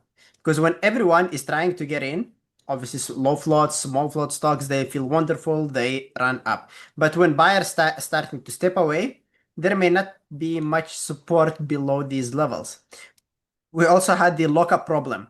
You know that after SpaceX reports its first public earnings, and it's probably going to be somewhere in August, I think in August, employees and some early investors will be finally allowed to sell around 911 million additional shares. And at current prices, those shares are worth more than the entire amount of stock that is available for trading at the moment. And it doesn't mean that everybody is going to sell, right? But the market knows there is going to be a lot of supply coming in. And markets, they usually try to price the sellers that are going to come tomorrow or after tomorrow or in the future once they start knowing about it, which is basically today. It's like knowing that there will be 900 million new seats available after you already paid a premium for the last ticket. And the final issue is the valuation. Even after the sell-off, all the way down to 132, SpaceX is still worth around $1.8 trillion. The company lost $5 billion last year. And Reuters, they say that the stock still trades at about 49 times expected revenue. I mean, it's not earnings, it's revenue. And for comparison, Tesla trades at much lower sales multiple. And even that company, Tesla, is usually described as an expensive company. So the question here is not that SpaceX, is it a good company or a bad company? It's a good company. It has amazing assets. Starlink has a lot of recurring subscription revenue. SpaceX dominates the commercial launches. It has government contracts. It has reusable rockets. I mean, it has technology that competitors cannot copy, at least in the short run. But the thing is that it's a lot of the 10 or 20 years things that are going to come, right? And how much of these next 10 or 20 years was already included in the stock price? That's where the bond market and the stock market see two different stories. I mean, SpaceX and all the the bond market, what's his name, Moody's, Fitch, I think, and S&P, they all gave SpaceX investment grade credit ratings, and they said that they believe that the company has enough financial strength to pay for all of its debt. But being able to pay bonds, it doesn't mean that the company is good or it's worth a price. The bonds investors could ask, will I get my money back? But the stock investors are asking, how much growth am I buying? And what am I paying for in SpaceX? So these are basically the different questions around here. The bond market can believe that SpaceX is strong financially and that it's going to pay for its shares. But the equity market believes that the shares are becoming too expensive right now. And by the way, if you didn't know about this, Morningstar made that argument that even before the IPO, it valued SpaceX business at roughly $780 billion. That's literally less than half the IPO valuation. I think Morningstar estimated that the fair value for SpaceX is $62 per share. And the market reached more than 3 times that level, all the way up to 225. So what we're seeing now is not necessarily investors losing faith in rockets or not believing the story. It's just that the company and a lot of people with the knowledge believe that this thing, at least at the moment, is it's not worth that price at the moment, right? That's basically it. So now that we finally crossed below this level, which is 135, and we're hovering around here, you will see a bounce. A lot of people will look for a small recovery. They will get the hype that this thing is finally going back to 150, 160, maybe 170. But eventually it's going to make that second leg down, break the low of 132, and I expect it to go lower. These are just estimates and just my opinion combined with some of the research, but we'll see what's going to happen soon. Love it. Thank you, Eamon. That's amazing. Thanks for taking the time to put that together. Well, I do want to jump into SpaceX for longer term. I did mention it before, but we want to see what's going to happen. And you remember the history, right? Most of the IPOs, successful IPOs, right? Facebook, Snapchat, Twitter back in time, PayPal, all of these, when they IPO'd, they dropped almost 50% of the price. So yeah, and I think just for SpaceX anyone is in no the chat different. room, like breakdowns like this are important because it's like we're not just I mean, personally, I don't really trade SpaceX that much, but it's important to know these buy zones, right? Because especially if you want to buy them for a long-term portfolio, if it's now retraced into the initial IPO area, this could be a good buy zone, right? So we cover a lot of topics inside BBT and on this channel, so I think I mean, Eamon is so knowledgeable. So when he just does breakdowns like this, it's really important just to sit back and listen to him because the man knows what he's talking about. He's not a new trader. The guy knows what he's talking about. So thank you, Eamon. I appreciate that. Thank you, Kyle. Alex is talking about Marvel going from 340 to 190. And also, there is a reason behind that, right? Why did it go from the start to 340? Why did it have this gap on the 3rd of June and then the 2nd of June? It was when the company was called to be the next $1 trillion company by Jensen Huang. But when a company has a potential to become the next $1 trillion company, it doesn't mean that it's going to become the next $1 trillion company overnight or the next day. I mean, no doubt it has the potential, but it's probably going to take it a few years. And people hear the news and they get excited. Okay, this stock is going to be the next $1 trillion company. And if it is going to become the next $1 trillion company, then probably it's going to cost around $1,000 per share. And when you get the news at $220, like, okay, if I jump into this thing right now and it becomes the next $1 trillion company, I will be able to X5 my money. And people think that, okay, that's easy money. I'm going to go there, but it's not going to become the next $1 trillion company overnight. It's going to take it years. So it gaps up, a lot of FOMO around here, and similar to SpaceX, second leg up, it fails, and now it's dropping even below the price where we had these news.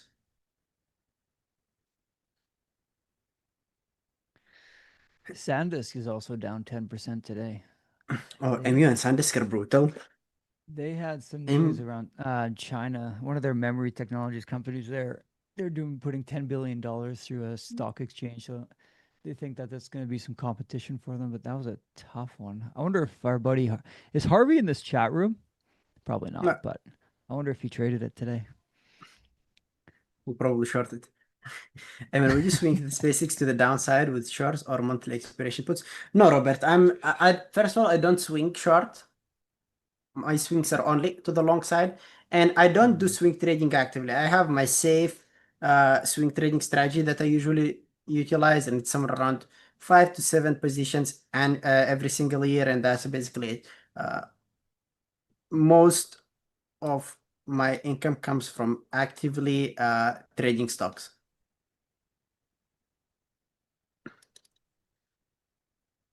Aurora shorted Or- SNDK. Good job. Yeah, well done. Well done on this one. Seems like we're breaking major level of supports, and literally the next level of support that we have is around 1,290. You know, MU is also interesting because analysts gave MU a next target of 1,650, maybe to 1,750. And now it Really? costs around $800. So sometimes just the price is going up too much, too fast. Yeah. 17 million. Andrew actually had this on his watch list today, MU. Do you feel like sometimes the higher price stocks, is there anything to this? Like sometimes the wicks are a bit bigger out of the gates. Do you find that or no? I think I asked you that yesterday, actually. And you Intraday, said you mean? no. I Yeah. forgot. No, not Like I really. I just feel don't. Mhm. not really. Yeah, I know what Okay. you mean. Like I said, I never backtested that. So you could be right about it, but I never went that deep. Okay, so I won't either. Yeah, Let's Candy, see. definitely. Shorting swing trades, especially on companies like Microsoft, MU, NVDA, SNDK, Apple, companies that could get one single big deal on AI or anything and then suddenly gap 20% or 30%, definitely don't want to do that. The thing about a long is that a strong company stays a strong company, and even if it drops or if it gaps down, it has the potential to recover. And if you know what you're doing and if you have a plan on some of the swing trades, you can hold them for a bit longer for a recovery, especially as long as the fundamentals are good. I don't know if you guys read this book, Market Wizards. Amazing book, by the way. There are a few different editions. Talks about successful traders and how they trade. I forgot his name, but there was that trader that uh, was not trading technicals at all, like literally zero in technicals. He was purely trading the fundamentals. And even in the worst type of markets, worst type of news, when everything was selling off, he was not selling because he was saying that as long as the fundamentals for the company is good, that stock is going to recover. I'm not talking about day trading around here. It's more of longer term type of investing. And it doesn't mean that if you jump into Microsoft for a day trade and then it drops, that you want to hold it for a swing trade or longer term. As a day trader, you do not want to lock your capital, especially if you're living off it.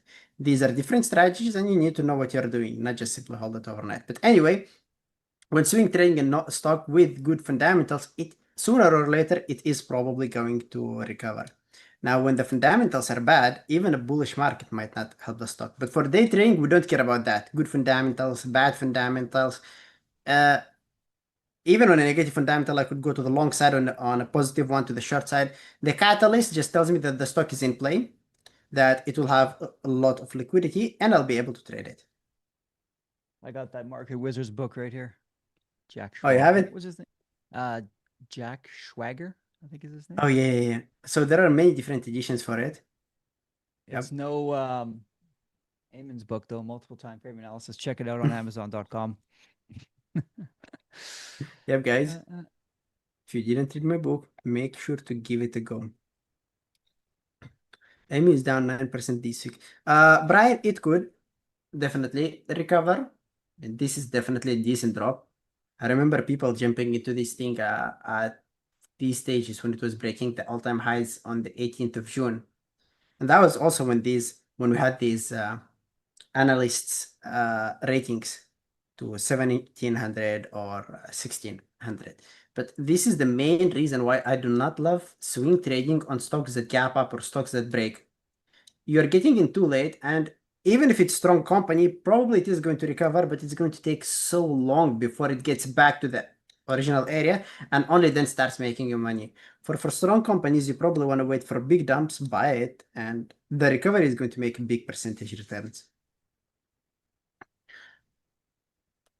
Robert's asking you, for someone that wants to exponentially grow their account, would you say swing trading is a must since you're able to catch bigger moves? That's how Uh, Andrew did it. you are able to catch big moves, but again, there are no guarantees that it is going to work. Day trading, I average somewhere around 10 to 15% of my account every single month. My mentees also do that, 7 to 10, 7 to 15% consistently per month of their accounts. Now, I think 7 to 10%, even if you think that it's not that much, it is a lot because it's compounding, right?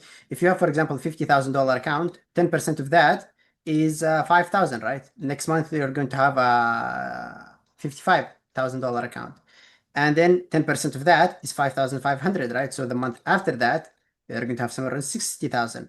Third month, you'll be making 6,000, which is 10%. Fourth month, it's going to be 6,600. I mean, obviously, it's more or less, right?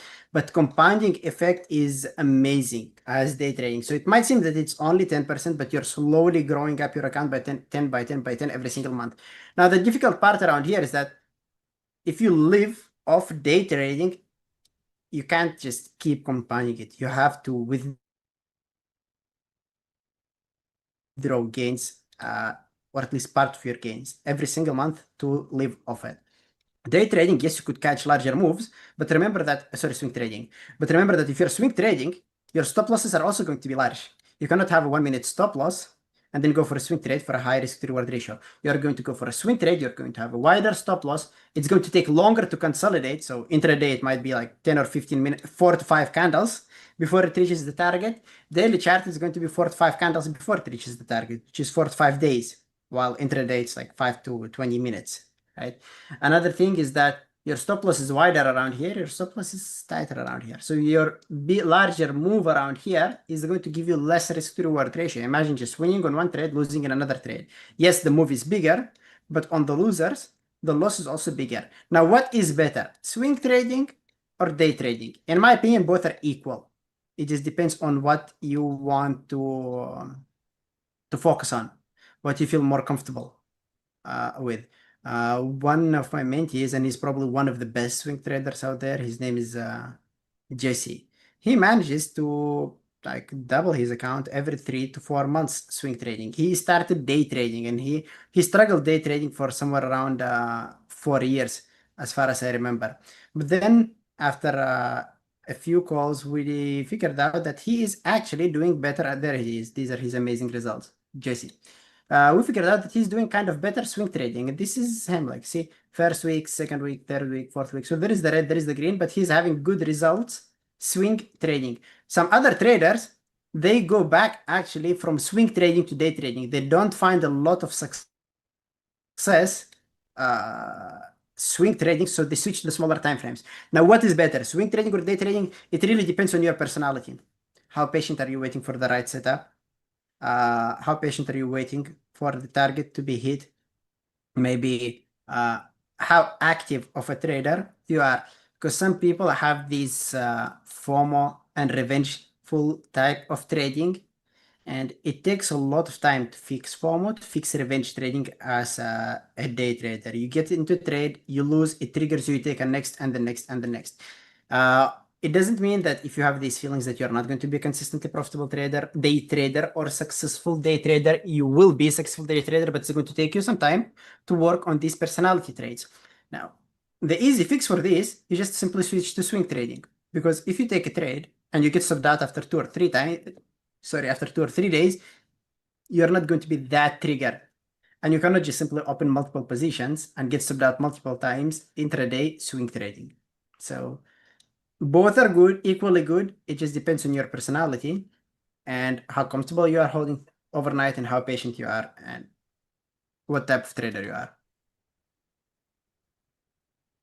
Yeah, unfortunately, I don't do any swing trading yet at this point. Like I'm still growing my account. It's a bit smaller, but that's something I'll probably look into. But um, I'm still working on my higher time frame analysis and dialing that stuff in. Christine, my wife won't allow me to swing trade anymore. I kept waking her up to check the computer. Imagine. Well, that's the thing. Even Andrew says that it's hard to put some big swing trades on. Like when you go to sleep and you know you're up like 30 grand or you're down 15 grand, whatever it is. Like it's different for his account size, but even for us, like being up a couple $100 overnight, sometimes your psychology can't handle it. So just be aware of where you sit between your ears and if you can actually handle that pressure.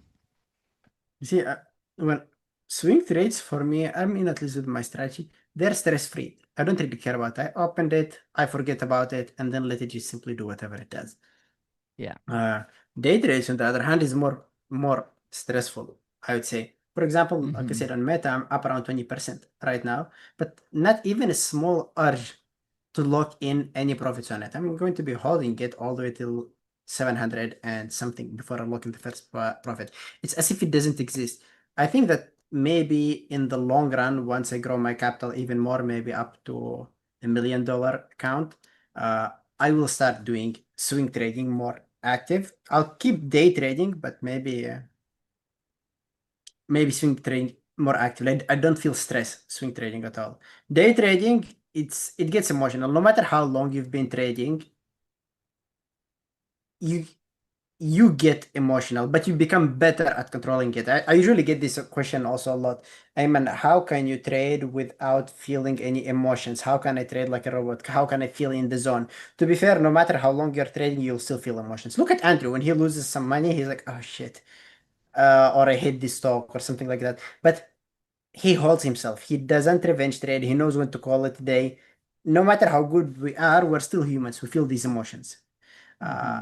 and they will still be there. But the thing about improving and growing up as a trader is that you become better at controlling your emotions. You don't avoid them, but you become better at controlling them.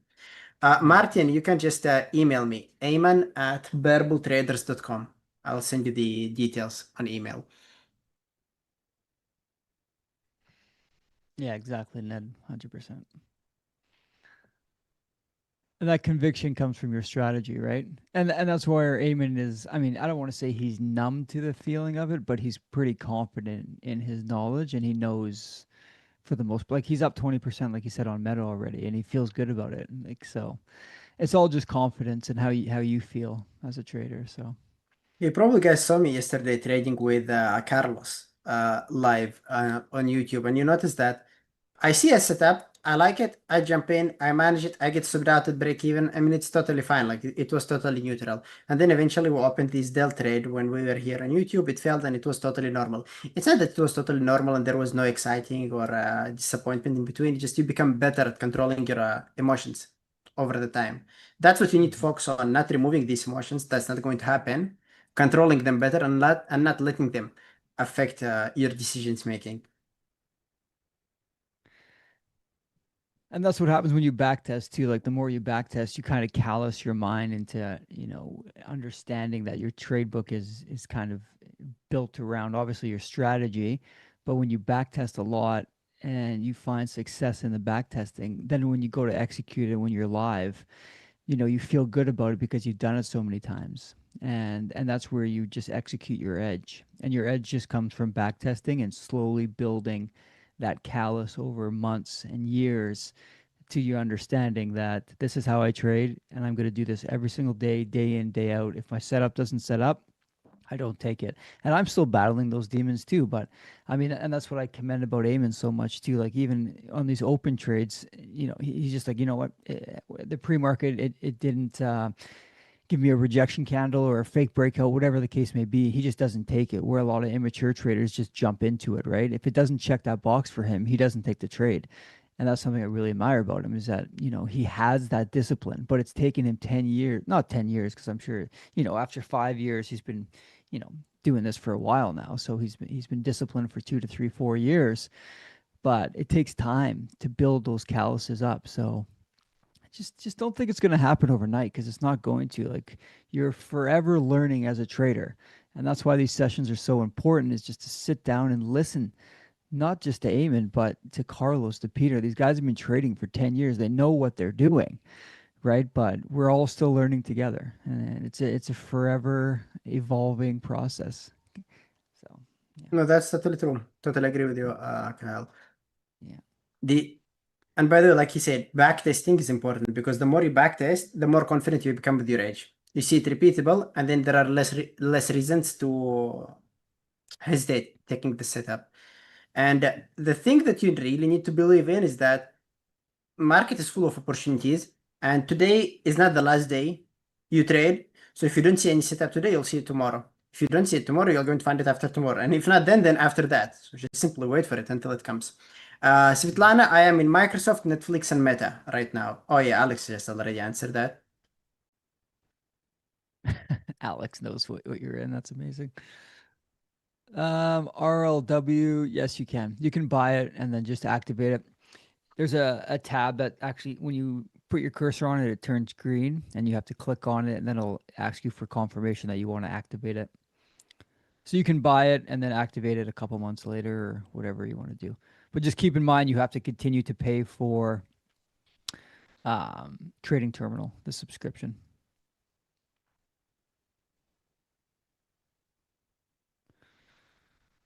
I mean, what's punishment for the overtrading? I know you have a system for everything. Can you give me some ideas? Yeah, Aurora, what I usually say is that you need to get your trading from PNL based focus to a process based focus.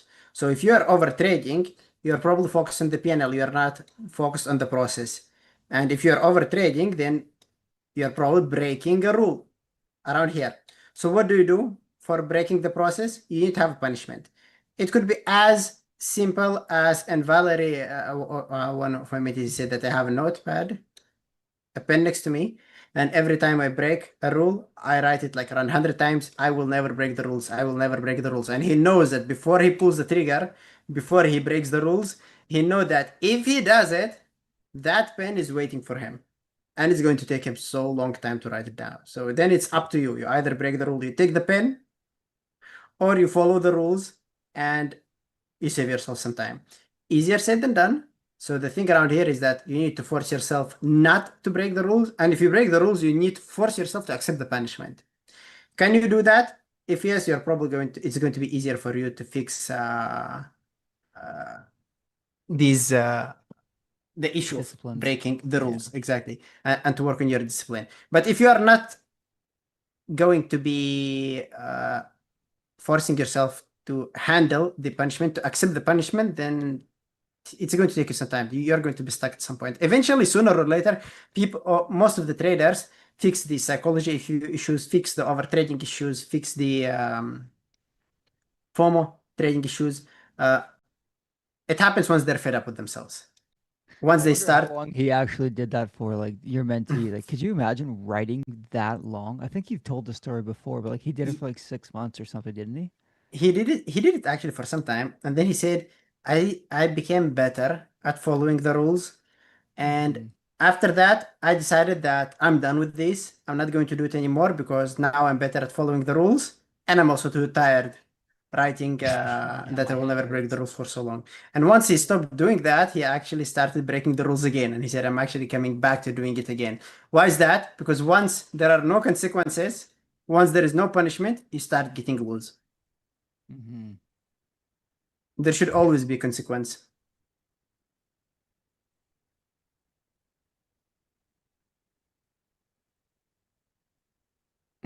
Exactly. Great penmanship. Did he actually write it out, or did he type it out?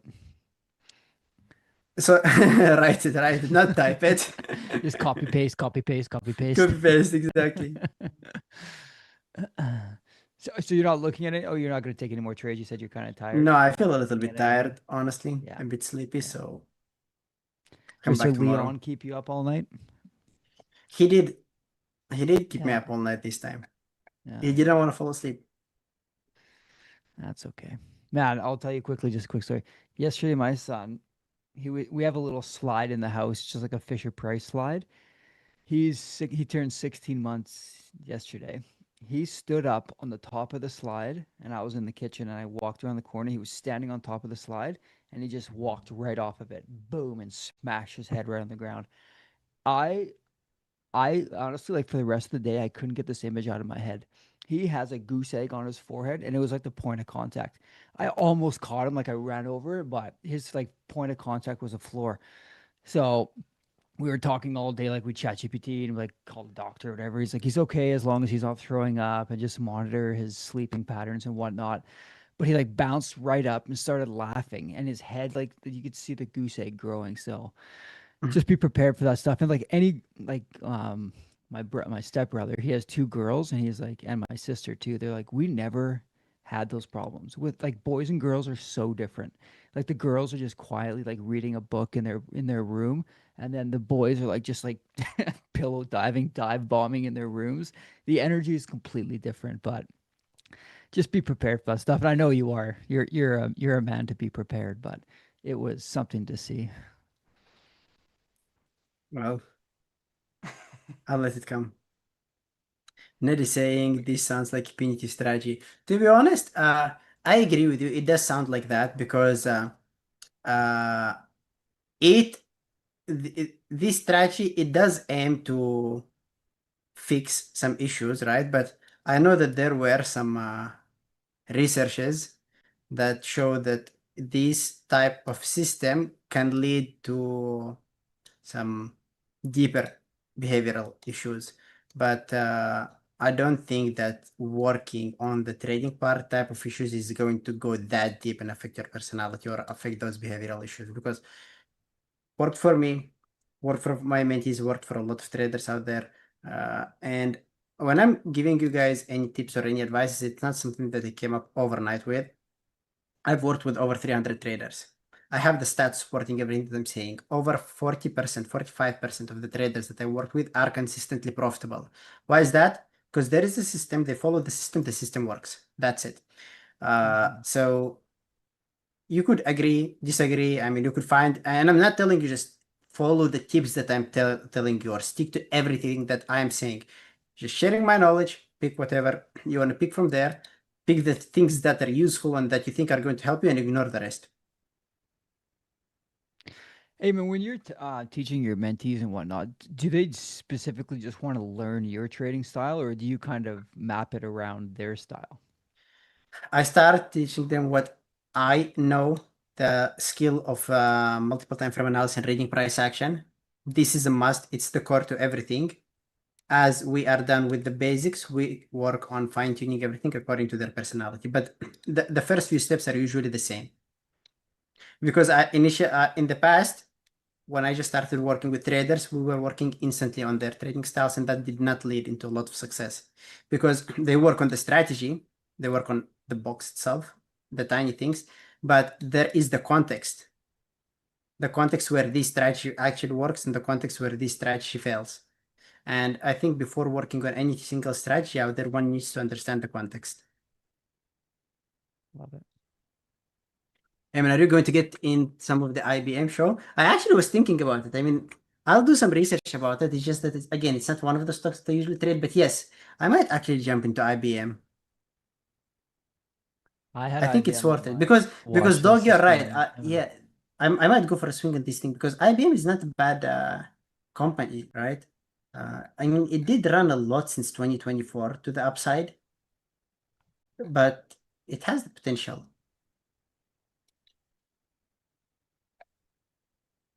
And it having a drop off, like it's down. I think it's down 30%. I would actually bounce nicely today though. Like it sold off quite a bit, and then what is it at right now? Yeah, 213.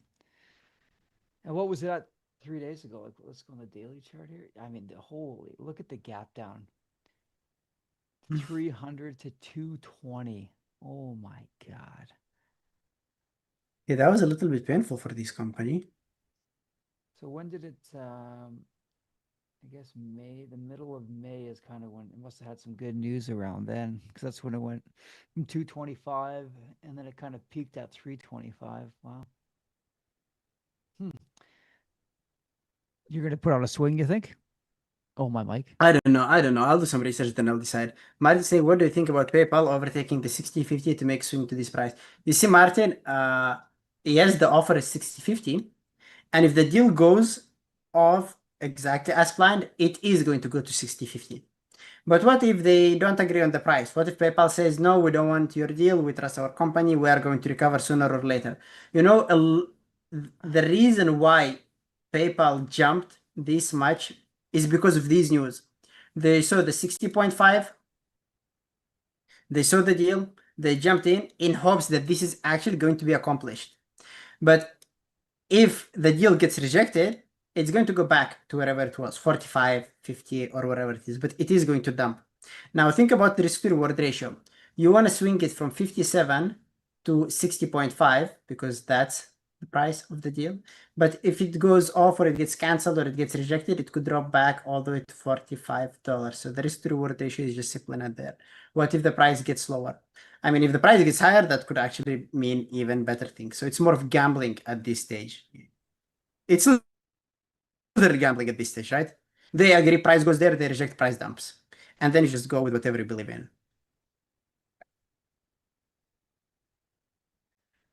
A lot of traders had SK, what is it again? SKHY. What did that do today? Not much. Could have been a nice 5-minute opening range breakdown, but kind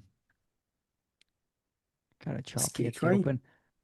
I honestly, like, I think to my point earlier about the wicks being so high, I think, look, if you wait 5 to 10 minutes, obviously it slows down once a lot of the volatility out of the open settles down. The wicks are a little easier to manage, especially when you're putting your stops on them. But every stock's different. That's why I like to trade. And I know Eamon does the same thing for the majority. Like, and correct me if I'm wrong, but he usually trades, the mega 7/8s, or if something has a good catalyst, he'll jump into that. But you start to get the feel for these trades, right? Is that what you do for the most part? Yeah, I have a big list of stocks, around 80 stocks. But yes, you get a feel for the stocks. I'm more confident trading some stocks and less confident trading some other stocks. For example, one of the stocks that I have on my list is Target. I have it. It has decent daily chart. It doesn't gap a lot. It works really well predicting the next candlestick, but intraday, I know that it's tough to trade. First of all, it's spready, it's gappy, and most of the time it just opens sideways. You try to play a break up, you try to play a break down, it just chops around before the move actually happens. Sometimes it just does nothing. Sometimes it gaps and it doesn't run. And the worst thing about Target is that most of the time it doesn't have any liquidity or volume during the pre-market. So, and that's exactly what Carlos was talking about. You get feel for some stocks. So even if I find 2 or 3 stocks at the same for the same day, and all of them having an ideal daily chart and pre-market price action, I would probably like one more than the other, not because of the pattern, because I'm more familiar with the price action of that particular stock.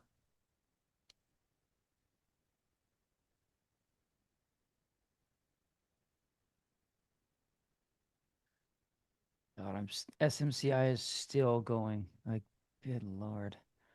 I now have 45 shares left, but what a sell-off. It's down 6% now. All of these quantum stocks, I think, are getting hit pretty good. RGTI is done. Not done, but down 5%. QBTS, QUBT, everything's down 4 to 6%. What's IONQ doing? 5%. Isn't SMCI a quantum? So it's a super micro. Super micro. Isn't it on a It's quantum stock? semiconductor. It's also making Oh, chips it's a as far as I semiconductor. remember. Sorry, not a yeah, sorry. Semi. Thank you. Top tick trading. They go down because of IBM. Yeah, totally. All quantums. Yeah. We've got about 5 minutes left. We need 139 likes. That's trouble. No giveaway today, I don't think. That's a lot of likes.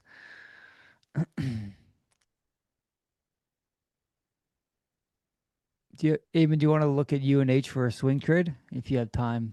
Mr. El Patron is asking. What did he say?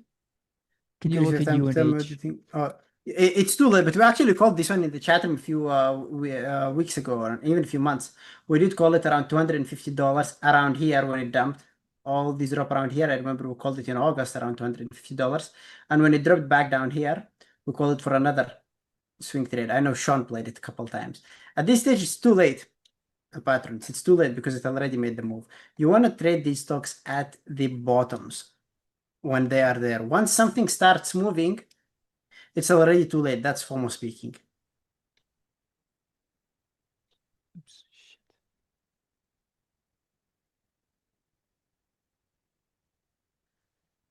What am I doing here? This.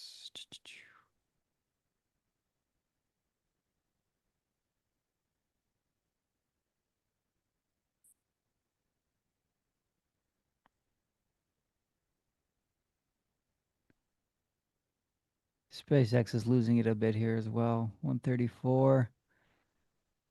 It's coming down to S3. On the 5-minute chart, this could be a double bottom. What do you think there, Wait, Dr. Raymond? which one? SpaceX. Sorry. Oh. This PC. As long as it makes lower highs with the fixed level of support, it's more bearish for me. I want to see some difference in the price action. But to be fair, I don't know. I don't think it's going to be active today. Today, the market is a bit ugly. Yeah. I don't can't like tell it. for sure. I can't read it. Yeah. Yeah. Let's go with this.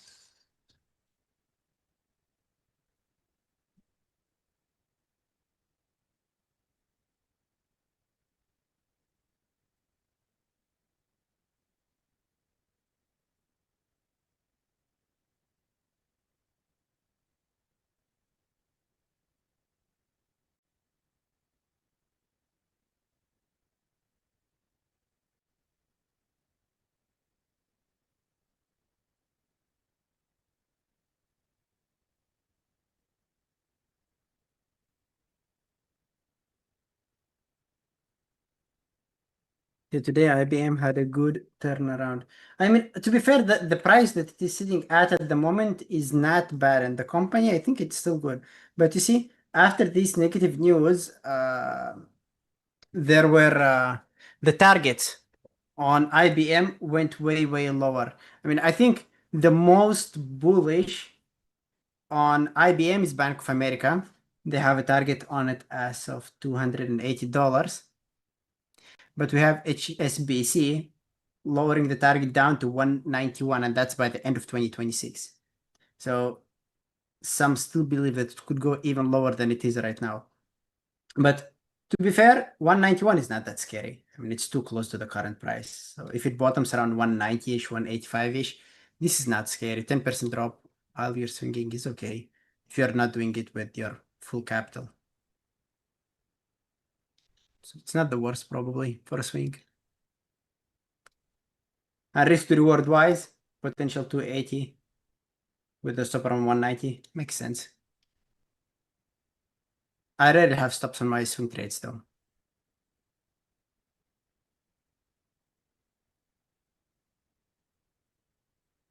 Someone's asking for my email up in the chat. I just put it there, Kyle@bearabletraders.com. If you guys have any questions about the funded account or anything like that, shoot me an email. You got about 2 minutes left. We need 150 likes. Hammer that like button. Dog, I wanted to add a 350, but I didn't do that. I decided to wait for the 300 or 250 in case it goes lower.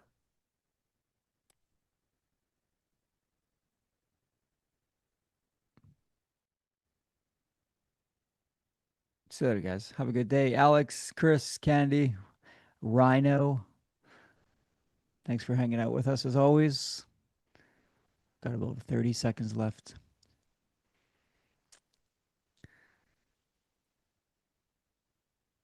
Nicki Minaj trades low float stocks. That's quite the name. How do you swing trade? We need more time than that. Ask tomorrow. Exactly. Well, guys, yes, we are coming actually to the end of the hour. If you guys have any more questions, we're more than happy to respond. Ayman@bearabletraders.com or Kyle@bearabletraders.com. Trade smart, everyone, and we'll talk to you tomorrow. See you guys. Bye, guys. See you, man. Have a good day. Have a good day.